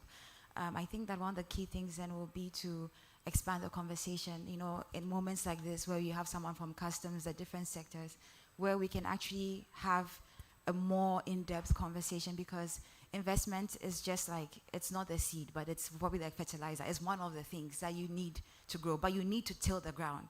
If the investment climate or the economy is the ground, then a lot of work must be done there. So even GIPC's work is affected by government policy. And so that's why we need to be able to have these real conversations. As I said, I won't sit here and just, be telling stories. I know, because we know what happens on the ground. Yes, but the challenges can be solved. They are not far above, reach. But one of the key things is, how do we open the conversation? So when it comes to investment bids, so we can ensure that investors don't come and carry so much of a burden, where it's like, for example, someone comes in, they want to do something with palm oil, but they cannot find people who can meet the demand that their factory has. So they want a partner. For example, someone will come in. to meet what they need. So they can come and say, hey, we want to set up a factory here. We don't even want to run it. We want to partner with a Ghanaian. But now finding farmers who can even meet the supply becomes a challenge. So I think one of the key things is GIPC I know is limited, but how do we broaden the conversation for collaboration? Huh? Everybody's in the room having the talk. It's not us and them. It's not investors and them. It's investors, it's the NGOs, the CSO, it's the farmer, it's the student. Everybody's having a conversation so that we are able to now see where the problem is, because we all have a role to play to ensure that investment in Ghana is sustainable. That's what I wanted to say. Thank you, Mami. All right, thank you, Ajoba. And I believe that Mr. Grant, touched slightly the main elephant in the room, which is the harmonization of the laws, because beyond GIPC is a layer of regulations that if you want to do business, you have to comply with. So GIPC is just the fine guy that comes to you and speaks to you nicely. But when the rubber hits the road, you have real challenges. And that's where decisions are made. That's where decisions are made concerning investment, whether to invest more in Ghana or just pull out or scale down or go to another country where those regulations are more favorable. And we've seen companies complain over and over again that it's like the regulations keep coming overnight. You don't hear about it. The next day, you have to comply with this new regulation from this regulatory agency. If the investor could be involved with these processes, because sometimes the lawmaker is not aware of the real conditions that are affecting those businesses. So if they could be a lot more engaging in making the law, we know it's Ghana's sovereign right to make the laws. But if you're making it, we need to bear in mind the investment, the people who put their money here. So that's one. Two comes to the interpretation of the rules after they've been made. Okay, so GIPC will help you to speak with GRA. But is GRA really understanding of what the investor is going through and the processes, even when you lay bare your books to them? Because the mindset is revenue mobilization. But revenue mobilization must be done in a way that will help the company to survive, because the company is employing Ghanaians. So that is point number two, which must be taken. It's really affecting your investment here. How then do you form the partnerships and meet the SDG 17, which is forming partnership? So that is also very important. The third one is, how do you localize? How do you implement your localization requirements without having to compromise investment in your country? There are overnight localization laws which will take the next 2, 3, 4 decades to implement, when it can be gradual, when we can build the capacity of Ghanaians to ultimately run these businesses. Like I said, the face of the U.S. business is Ghanaians. So ultimately, they want Ghanaians to run the business, but it is their money. So you need to find the right skills, as she said, to man this investment for you. So that is very important. I mean, I won't dwell on the bigger picture of infrastructure. Ghana is still emerging and developing. So Ghana is doing its best when it comes to infrastructure. You can see we have at least a good telecommunication system. We have people can move around. So we are building on that. But there are the real issues. These are the real issues that confront the investors. And then finally, would an investor be allowed to pick a local partner of their choice or choosing based on their own laid down criteria? These are the things we need to address. If we can address them, like I said, Ghana is already a great place to do business, but Ghana will become the ultimate place to do business if we can address some of these. So thank you. Thank you, Simon. Mr. Sean Latte, your three fellow speakers have given you a lot to chew on. So your contribution. Okay, thank you very much. First of all, I would like to assure my Excellency on the right that GIPC will be there for you all the time. Let me show you that. And secondly, in terms of the issues, as my sister said, earlier on I said that GIPC, we have a platform where we engage the implementing agencies, GRA, immigration, and the likes.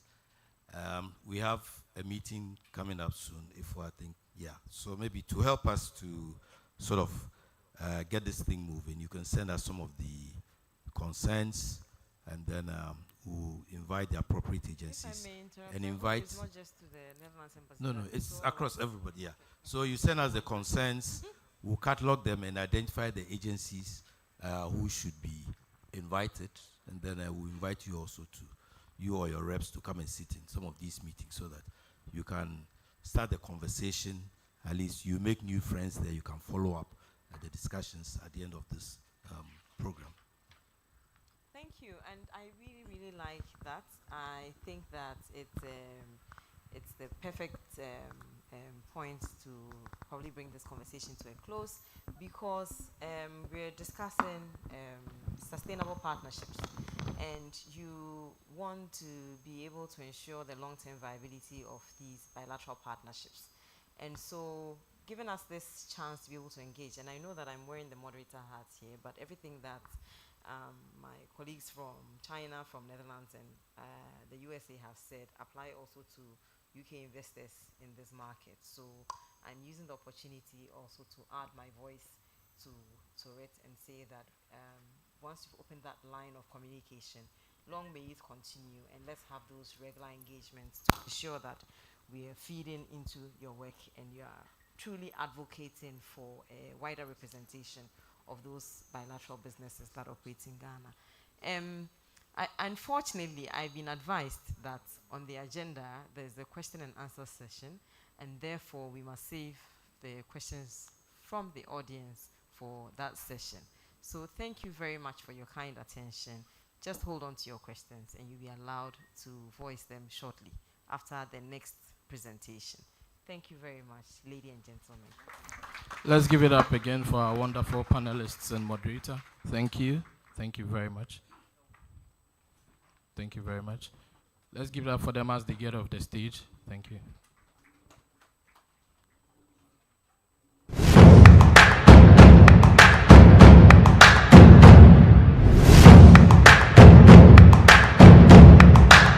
KEDA is into manufacturing of ceramic tiles and other ceramic products, such as sanitary wells. KEDA was registered in the year of 2015, and KEDA commissioned its first phase in the year of 2017.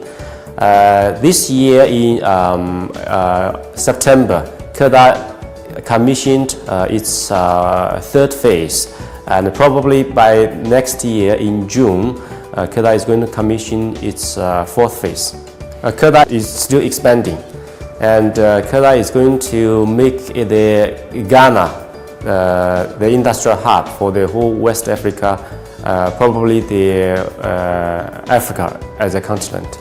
KEDA, since its establishment in the Lower Inchaban Shama district, has created more than 2,000 jobs. As for the indirect employment, there are about 5,000. Majority of the workers are from the local communities. And also KEDA have the people from the northern region and the mine area where they supply KEDA the raw materials. Ghana used to import 100% of the ceramic tiles from other countries, and now the importation has been reduced to about 10 to 15%. So that means more than 85% of ceramic tiles are manufactured locally. And also, KEDA has contributed a lot of taxes, including VAT, PAYE, and withholding taxes, together with other taxes. The mother company of KEDA, which is in China, is the manufacturer of ceramic tiles production line. It ranks number 2 in the world in terms of its business. The production line and equipment we used is normally 20 to 30% higher than the other factories, and it also environment friendly. For the Triforce ceramic tiles, and KEDA is very strict on the quality control. There is a team comprised of more than 200 people to control every process. Ghana is a very good country for the investors. Their political environment is very stable, and then the people, the Ghanaians, are very kindly. And of course, the government has been very supportive in terms of all the procedures, and maybe together with the policy initiatives. So KEDA has received a lot of support from the 1D1F board, which formed the decision for KEDA to invest here in Ghana and keep expanding. Under 1D1F, all the equipment and facilities for the production are exempt from the VAT together with other taxes. Yeah. Secondly, the raw materials there is also exempt from the VAT and NHIL duties. We received a lot of supports in the initial stage when we start our investment in the year of 2015 and 16, and then the GIPC, actually the government gave us the exemptions on the equipment and capital items. KEDA is exporting more than 70% of its products to the sub-region. I here encourage all the investors to choose Ghana as an investment place. Invest in Ghana, grow in Ghana, and grow with Ghana.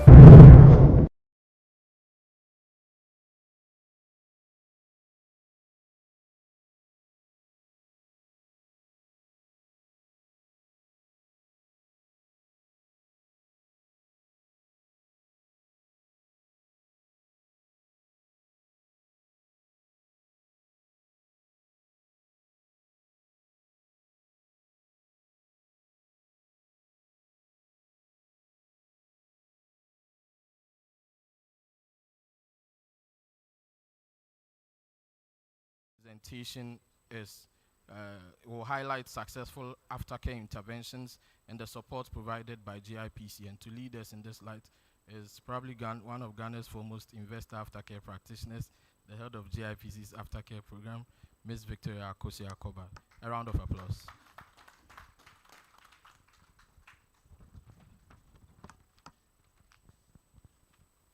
Good morning. Your Excellencies gathered here, distinguished ladies and gentlemen, and I don't know whether I'll be able to see my slides like this.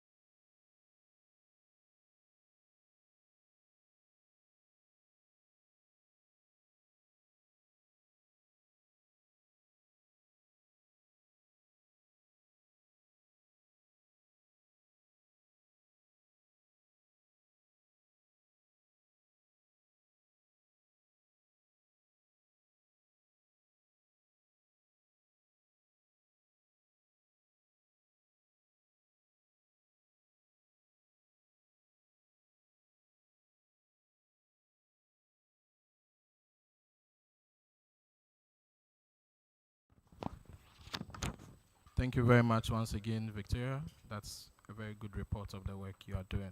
So we are at the pinnacle moment of the program. We've now reached the Q&A session. The Q&A session is not just for questions, but it's also for contributions that you have observed during the program. We are going to do 3 rounds, for which we would come to a speaker if a question has been assigned to a speaker. It could be a speaker who gave a speech, or any of the panel members or moderators, or even the head of the aftercare division. And so my colleagues Vincent and Sylvia would be passing around the microphones. If you have a question or contribution, you can simply raise your hand and we'll get to you. Thank you. Yes. Good morning, Yofi. Simon, thank you for the contribution. I think we go back 15 years. And then the lady was actually mirroring my views on... my name is the Honorable Nasiba Kiel. I'm the Honorary Consul for Chile and also a manufacturer in Ghana. I'd like to commend the lady for all the troubleshooting that she was able to do, but the idea, or I have an idea, that if the GIPC is going to present this beautiful lady for me to marry, and then later I have to deal with the Boussian and then the Asso. Yeah, I mean, I'm 4th generation. My grandmother is fancy.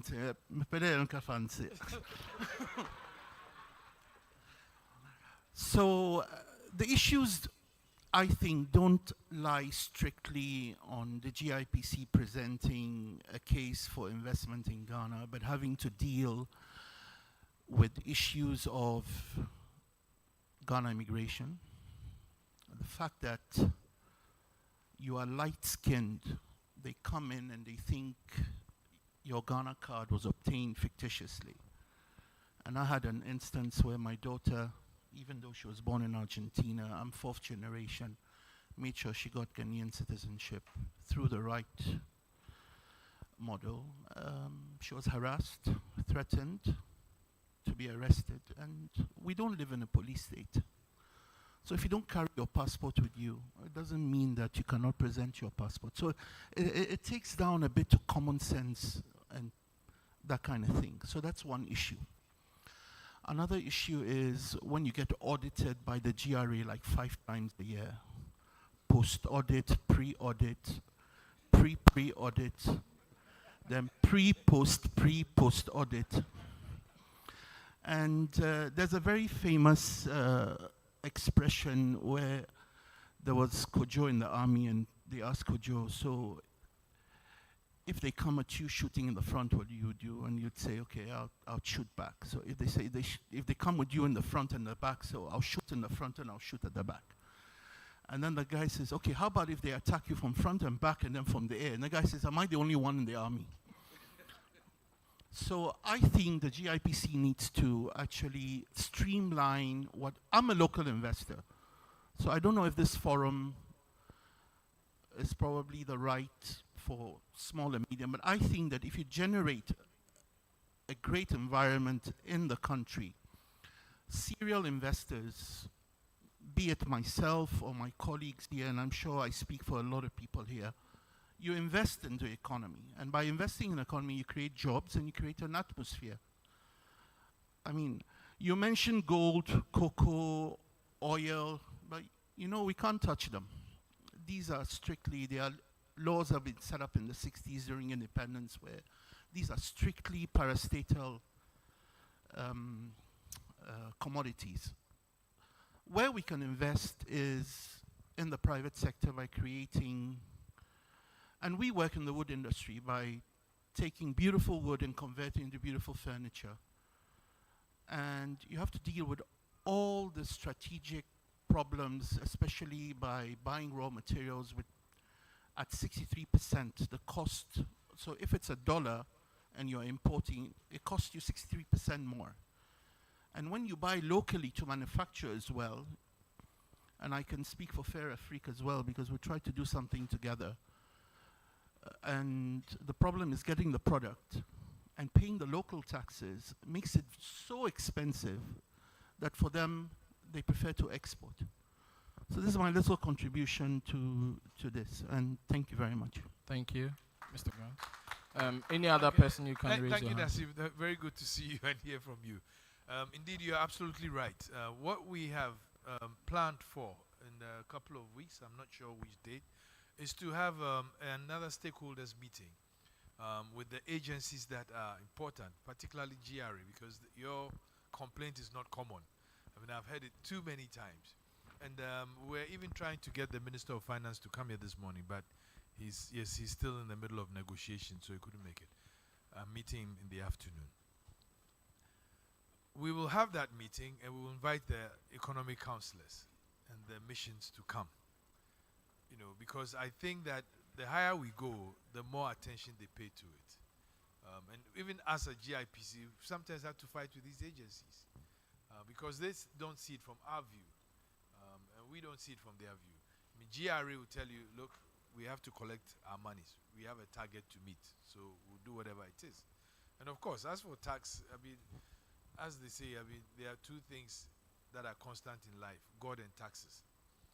But we hate one of them seriously, and that's taxes. I mean, if nobody had to pay tax, I'm not sure anybody would. So they are aggressive about it. But we will have that meeting, and I think at that meeting, they'll hear from the investors, not from us. Because sometimes they think that we are stepping beyond our limits to do that. So we will do that, and I'm sure to resolve some of these problems. But they are important enough because it's a mutual relationship, and we need to keep it mutual. Thank you. Is there any other question? Next question. Good morning. My name is Nico van Staalduinen. I'm the Honorary Consul for Bulgaria to Ghana. Good morning, Your Excellencies, gentlemen, Joffrey Grant, and all employees of the GIPC. And because we're in the Ghana area, don't forget Nime Name, which I haven't heard before. I have some questions and some remarks. In the current GIPC law, investors are not only looking at stability, profitability, but they're also looking at the exit strategy in case it's necessary. In the current GIPC law, an investor in 2005 who invested $1 million in Ghana can recuperate now roughly $85,000. Because the accountancy in Ghana is taking place in cedis. The cedi has appreciated enormously. So that's a big extra risk which investors are weighing before investing. And the reason I'm talking about this is that because in the future there are some things happening in the investment world, and especially in Ghana. Some countries might be forced, and some companies in some countries might be forced to leave Ghana. European, American, and other developed countries, those companies have to comply to their laws, not to Ghanaian laws. Now, what is happening is that with the ecological problems that are going on around the world, we will reach a time that European and American companies are not allowed to invest anymore in problems of the ecology. That means in deforestation, in oil, in pollution, anything else. And at this moment, there are guidelines, but it will reach a point that banks are not allowed to invest in those companies who invest in Ghana. So that can be an important point where companies have to leave Ghana. There's something else going on. At this moment in Parliament, we are talking about the LGBTQ laws. The same companies in Europe, in the US, and the rest of the developed world have to comply to their laws, not to Ghana's law. That can also result in companies having to leave the country. Is GIPC adapting on those recent developments? Because the new GIPC Act has been for so many years prepared, and I know there are constantly adjustments, so I can imagine that the last few years, the problems of 6 years ago have been addressed, but not the problems of the recent 2-3 years. Thank you. Yes, thank you very much, Nico. And good to see you as always. I think you asked some very heavy questions that do not just even affect us, but affect companies globally. And I was in Switzerland about 3 weeks ago at a conference that discussed these issues. And you are right. The difficulty with these issues is they are very dynamic. So even if we change our law today, who knows what will happen in 2 years from today that will change the landscape totally. And then we have to readapt. I think the important thing is engagement, to have a clarity on what it means to other places. Because, I mean, I'll tell you something. When I take the African continent, I did say earlier on, and I'm telling you now, you can quote me anywhere, the future of the world will depend on how Africa is treated. Without a doubt. Why? Because Africa today houses not less than 40% of the world's remaining mineral resources, especially those required for energy transition. Lithium, for one, which has become the key mineral metal that the world will need. Now, today, most of the lithium that is extracted in the world comes from the DRC, about 90%, with a little bit elsewhere. In the next 5 years, Ghana has found lithium, Mali's found lithium in deposits 10 times the size of Ghana, Togo is going to get lithium, Benin is going to have lithium, Nigeria is going to have lithium, Cote d'Ivoire is going to have lithium. The lithium deposits are all around this zone. Their pricing will come down. But the world requires it. So you have to have a compromise. And culture is also dynamic.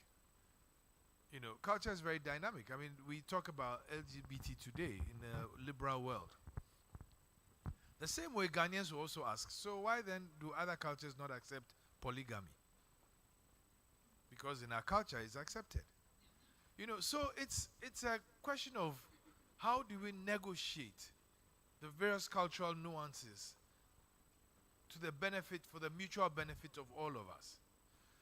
As you said, there is a problem again with even environmental correctness, political environmental correctness, as I call it. As we speak, from COP26 going to COP27, almost every country has agreed that we need to get to net zero carbon emissions in the very near future. But of course, mining is one of the biggest contributors of emissions. Now, Africa is resource rich. And the indication is that, well, Africa has to keep its resources trapped underground to resolve a problem that it contributed very little to, although we are minerals rich. Africa's contribution to global emissions is less than 4%. But yet we have to be held to the same regimes that others, you know, who developed on hydrocarbons have held. So it's a difficult conversation of balancing and making sure there's mutuality in the understanding and the benefits. It's not a one solution that everybody must abide by when the solution is not where the problem is. It's the same issue with agriculture. Africa holds 60% of the world's remaining arable land. But yet when they speak about sustainable agriculture and food security in the world today, Africa is just a footnote. The problem won't be solved, obviously, if you don't look at the African continent, because that is where the fertile remaining arable land is. You know, so I think that's why I keep saying that it calls for new conversations. I think it calls for a boldness from Africans to sell a new narrative, that it's one of negotiation and then one of partnerships. So we, as I go out, I look for partners who would come and do responsible mining, which will comply with global standards of cleanliness and technology. Luckily, there's a lot of technology being developed today that makes that can bring about sustainable mining and clean mining. And that is what we look forward to, such that we can still do what we do, use the resources to develop, and still be a partner to the world. But you are right, it's a challenging environment. Things are very dynamic and fluid, and things change all the time. I think the best solution comes from when it's mutually acceptable, not when it's imposed from one side to the other side, because it doesn't work. Yes. Any other question and contribution? Yes, please, can you? So Charlene, then Vincent, there's someone here. Sorry. Good morning, everyone. I'm Jean-Noël Blanc. I'm the economic counselor to the French embassy, as you can recognize my accent, maybe. So thank you, Mr. Grant, and the GIPC team for this event, which is very, very important. Thank you for the presentation as well, which was very realistic about the current economic and financial Ghanaian situation. And I completely share your views about the private sector. As Americans used to say, it takes two to tango. And the private sector is probably one of the most important dancers in the couple. And I have some remarks on one question. When I look back 10 years ago, the FDI made up 10% of GDP. Last year, it fell down to 2%. And the IMF expectation is to reach 3.5% by 2026. So it's a huge and very tricky challenge for Ghana to reattract FDI as soon as possible. FDI, when I have some discussion with a French entrepreneur or companies established in Ghana, they have put on hold or redirected the FDI to other countries. And the question is, and this is a very important question for the GIPC because you are responsible for promoting the investment in Ghana, how Ghana can catch new FDI despite the current economic situation and the fact that Ghana won't be able to reaccess to the financial market before the end of the IMF program. So I share the Simon views. Thank you, Simon, for your presentation. I think that the most important point for an entrepreneur is the stability of fiscal policy, the stability of laws and regulation for entrepreneurs, and maybe a single window for investors to figure out any sort of problem before investing. You know that after the GIPC, the investor have to go through the different commissions, the different agencies, and it takes a long time before or between the first step and the last stone. So thank you again for your intervention. I'm sure that you are pushed a lot to be at the single window for investors. And how do you see your responsibility to attract new FDI in the coming 3 years before the end of the IMF program? Thank you so much. Thank you very much. I think that's a very important question that you ask, and it's one that every day we are constantly evaluating at the policy stage. And yes, you're right, it becomes more and more challenging to attract new investment. And although I would say that we've had our GDP grow faster than our FDI, the thing is there room for new FDI? What I can tell you from where I sit is, interestingly, the appetite and the interest has increased over the past 2 years. I mean, I barely have time to breathe. I'm constantly having to move, constantly have to meet investors, and we are getting new investors coming into the market who we don't call our traditional investors. The drop in FDI significantly comes because there have been new regulations in the oil and gas sector, in the mining sector.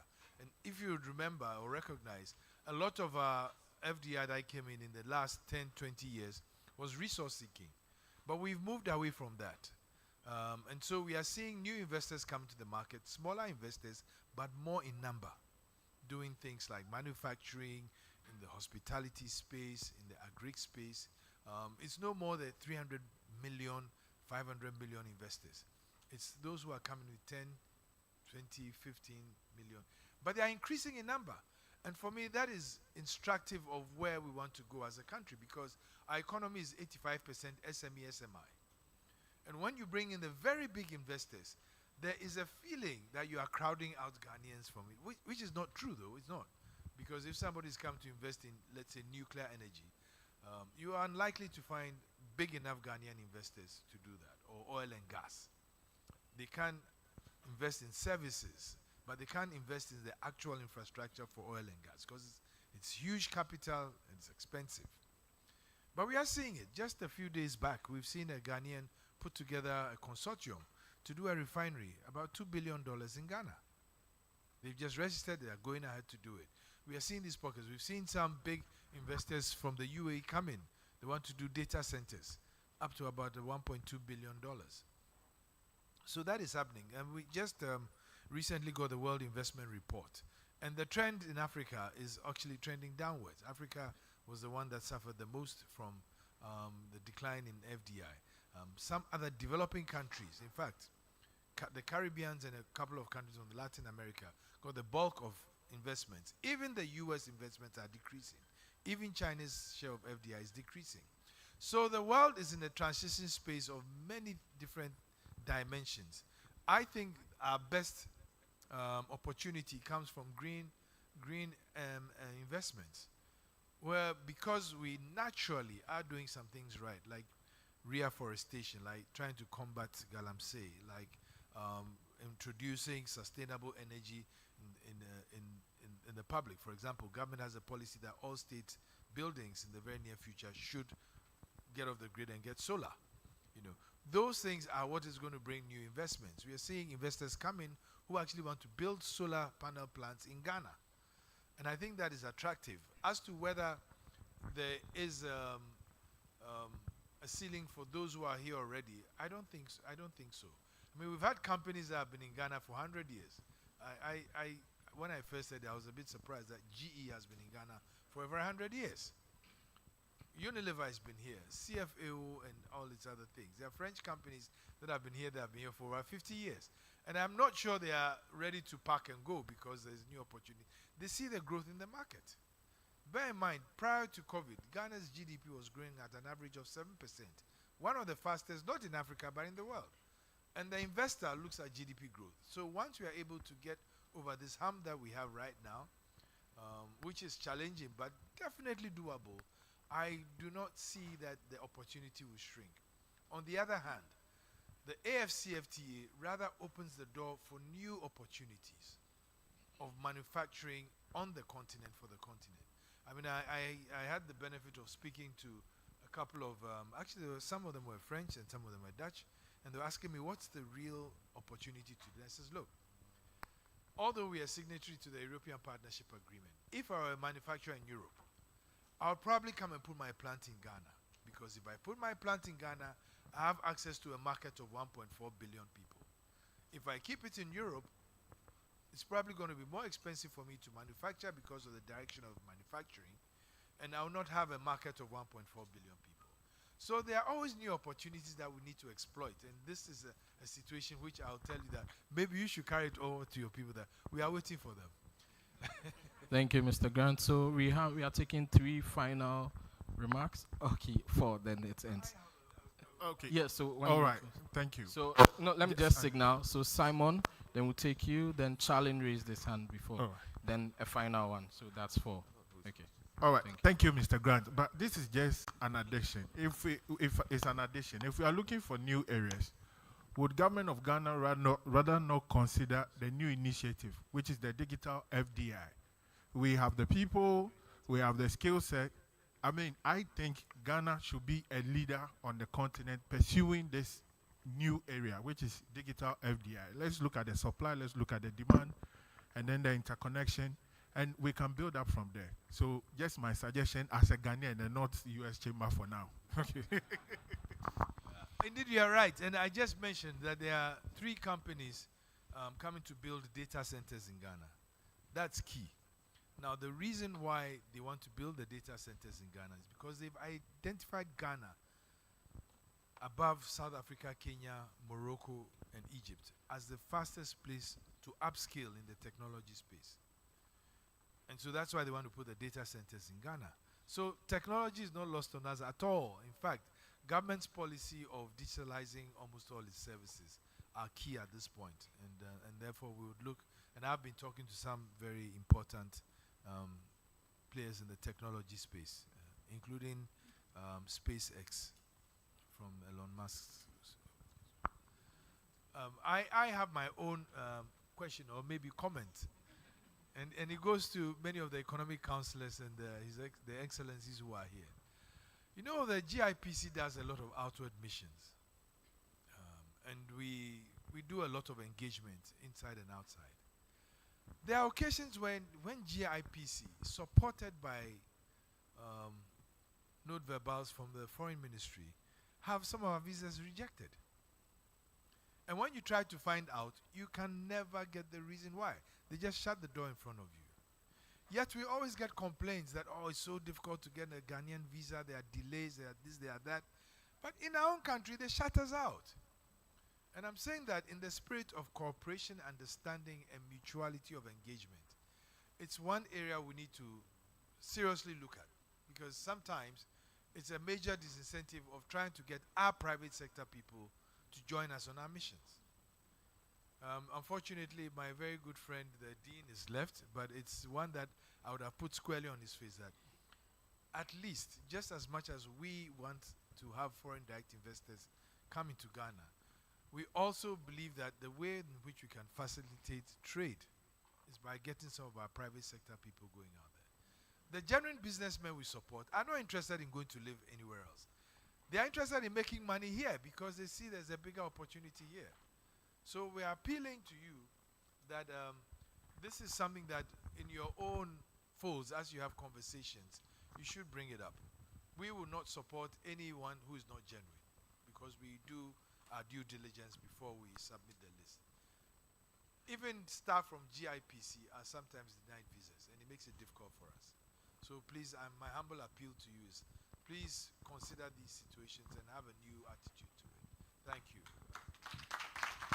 Good morning, Your Excellencies. My name is Clement from Enterprise Singapore, the Singapore government agency based in Ghana and looking at the West and Central Africa region.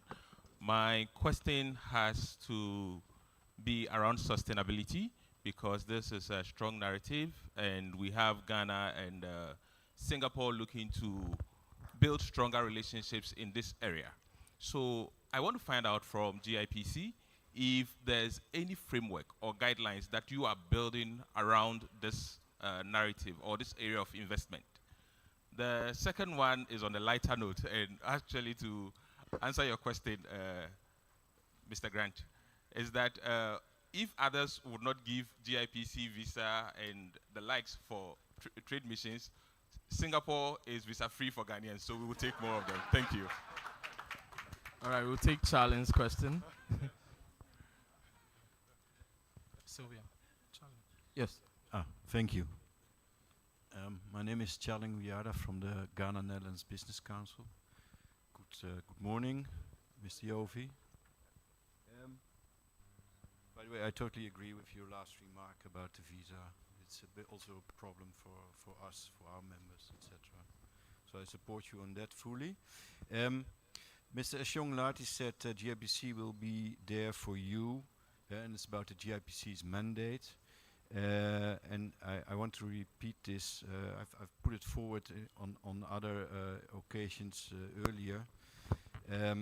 We are supportive of the GIPC, of their mission. I'm also from the Netherlands Business Council, so we support Dutch investors. It's not the case that to attract them to come here, but the problems start when they are here. And then basically I have companies within my membership who have been in logistics and transport, and suddenly they get letters of organizations like the Minerals Commission, Energy Commission, the NCA. These are all seems to be overruling the GIPC. Suddenly they're not allowed to deliver, support, or how do you call it, supply the mining industry, although they are in transport, in logistics, or in warehousing. And they've been here for maybe 30 years plus. They came in also through the GIPC, and I looked it up because then the Minerals Commission is saying you have to be, your ownership have to be 100% Ghanaian, and your management should be 100% Ghanaian, and if not, then you have to disinvest. Well, if you look up what is an indigenous Ghanaian company, 51% ownership is Ghanaian, and 80% management should be Ghanaian. But they go beyond that. And my question is, you've invested here, you went through the GIPC, you've done business, you've done nothing wrong, and suddenly you get a letter like you're not, you don't have, your ownership is not correct. Or so how do you attract a foreign investor then? So I'm at loss. We're not in Zimbabwe, not? The final one, then Mr. Grant. Response. Thank you. Yeah, my name is Michael from the Brazilian Embassy. And my first question got to do with information with respect to opportunities. If GIPC will put very important information, how the investors can get these opportunities for them to not like infrastructure is just there, but we need some specifics so that we can inform our people. Second, to do with the visa. I quite remember we organized a trip for people to go to Brazil, but they had an issue at the airport. And it's respect to some few airlines not allowing people with the Brazilian visas. So I would like you also to look into the airlines, how they help helping business people to also go and do genuine business. Thank you. Okay. Thank you. We have another question that Mr. Grant will. So how is the GIPC, this from our online audience, how is the GIPC helping small business link up with these investors? Thank you. I'll answer the last one first. We've just put up a new website which has comprehensive data there, and we will keep populating it with opportunities that come in mind. But we have put the sectors, the priority sectors, and some of the opportunities that are there. We will also, on our website, you see we have a linkage to the UNDP website because we work with the UNDP on what we call the SDG SME roadmap, which highlights specific areas in the sustainable space for investors. And very key, they actually show live transactions that you can invest in that erstwhile were seen to be informal, etc., etc. So I think that using our portals, you get access to the information. We were in Brazil 2 months ago, and we realized the distance between the Latin American continent and Ghana. The opportunities are immense, but the distances are long. It took me 29 hours to get to Sao Paulo. And 29 hours was more than a day, but we were there for just 3 days. By the time I was leaving, I was so exhausted. So one of the biggest opportunities we have right now is a direct line, a flight from the Latin American continent to Africa. So maybe you should look at it. On Charlie's point, I definitely do agree with you. We at GIPs have had problems with some of the divergent policies, and some of them which were conceived even before we were consulted. But we are actually working with the Ministry of Finance to consolidate all these. And this has led to GIPC now doing it differently. We are just going to have a GIPC law, but we are also going to have a new investment code. A new investment code that would rationalize all that and put everybody under one umbrella, such that we don't have the inconsistencies between agencies, ministries, and departments, but the country will have its own ambit investment law that will guide investors who come in. And I believe it will resolve many of these inconsistencies and things that happen on the blind side of agencies. So I hope that gives you a bit of comfort. Tell your investors there what we are doing right now. We're actually going to the investors and actually negotiating with them for a compact. That, okay, you want to invest in this, first of all, okay, what's in it for us? If that's what's in it for us, what can we give you to make it happen? Such that it's a mutual decision of an investor coming in, especially with the large sizes. But I dare say that we will have a more aggressive GIPC. We'll have a GIPC that responds significantly much more to the nation's needs.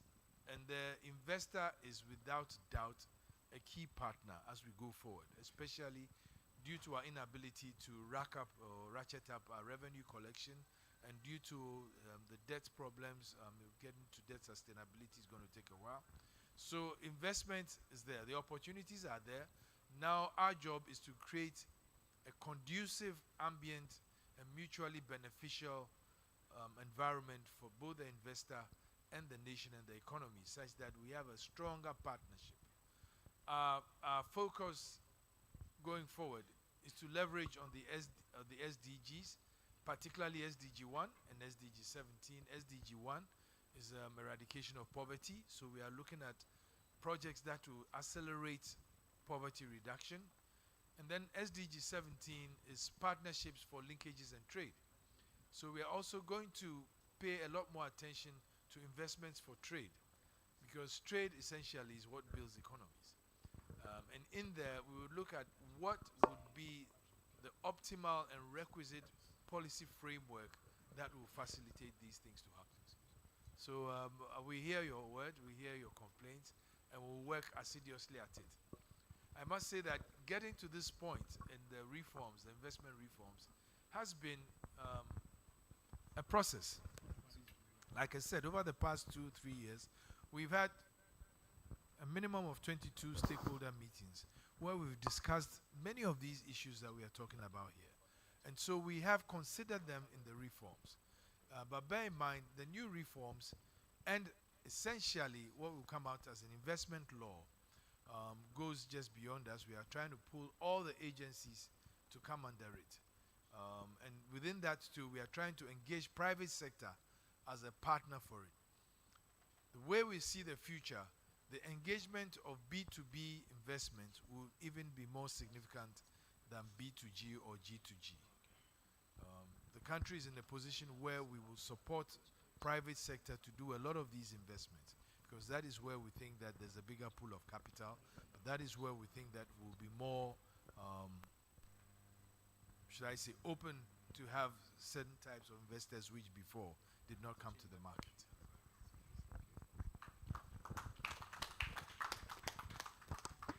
Thank you very much, Mr. Grant, and thank you very much, everybody.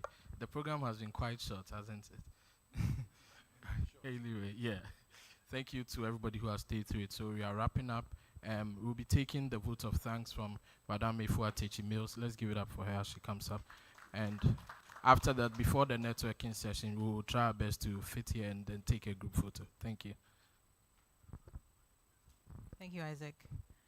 Thank you all so much for your time and presence. On behalf of the board of GIPC, the CEO, the management of GIPC, we'd like to say a big thank you. You've made our program successful. We hope that it's been useful to you also. And as Mr. Sean shared, we will be getting back to you in time so that we can get your feedback, we can get more information from you, and see how we can be more useful to your cause, also for mutual benefit. There are a number of events listed on the screen, or to be listed on the screen. And these are engagements that the center will be hosting.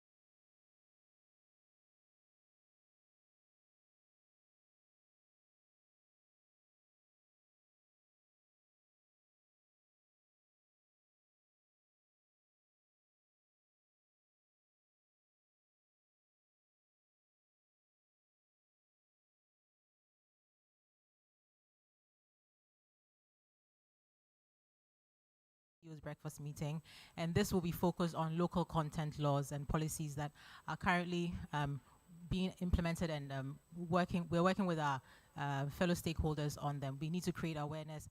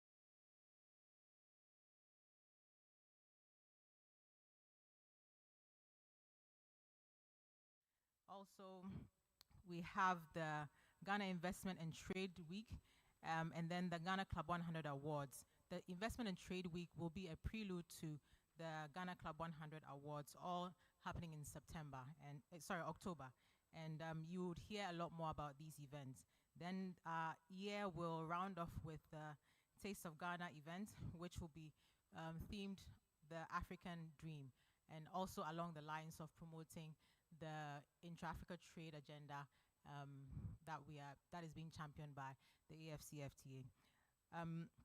The interagency dialogue is not written. All these events will be shared with you periodically as they come about.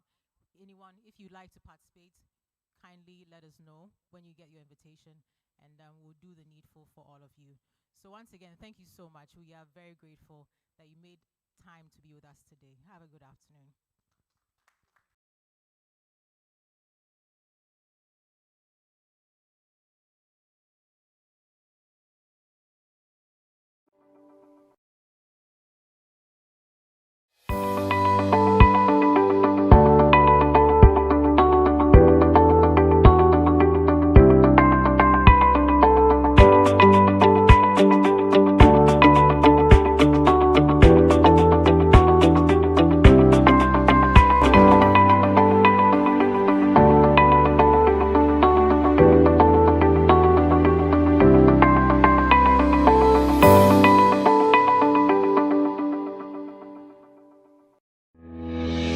We are indeed the center of the world and the land of the three O's: opportunities, optimism, and openness for business and investment in a friendly and safe environment. We are a preferred investment destination in Africa.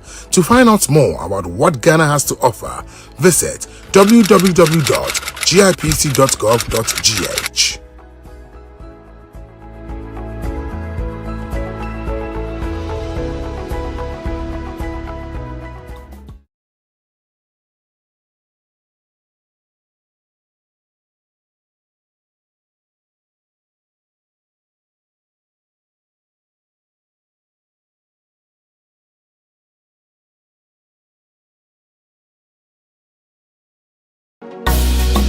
Center of the world and home to the headquarters of the AFCFTA. Abundant resources and limitless opportunities for business and investment. A great story of growth and attractive returns in a fast transforming country. Be part of this great opportunity and optimism. Invest in Ghana. Make it happen with the Ghana Investment Promotion Center, GIPC. Connect, let's talk, and guide you through numerous incentive packages for investment. We are open and ready for partnerships to grow in Ghana and grow with Ghana. Locate us at Vivo Place Cantonment Accra or call us 0302-665-12529. Online at www.gipc.gov.gh and on all social media platforms at GIPC Ghana. Drop us a mail, info@gipc.gov.gh. GIPC, your first port of call for investing in Ghana.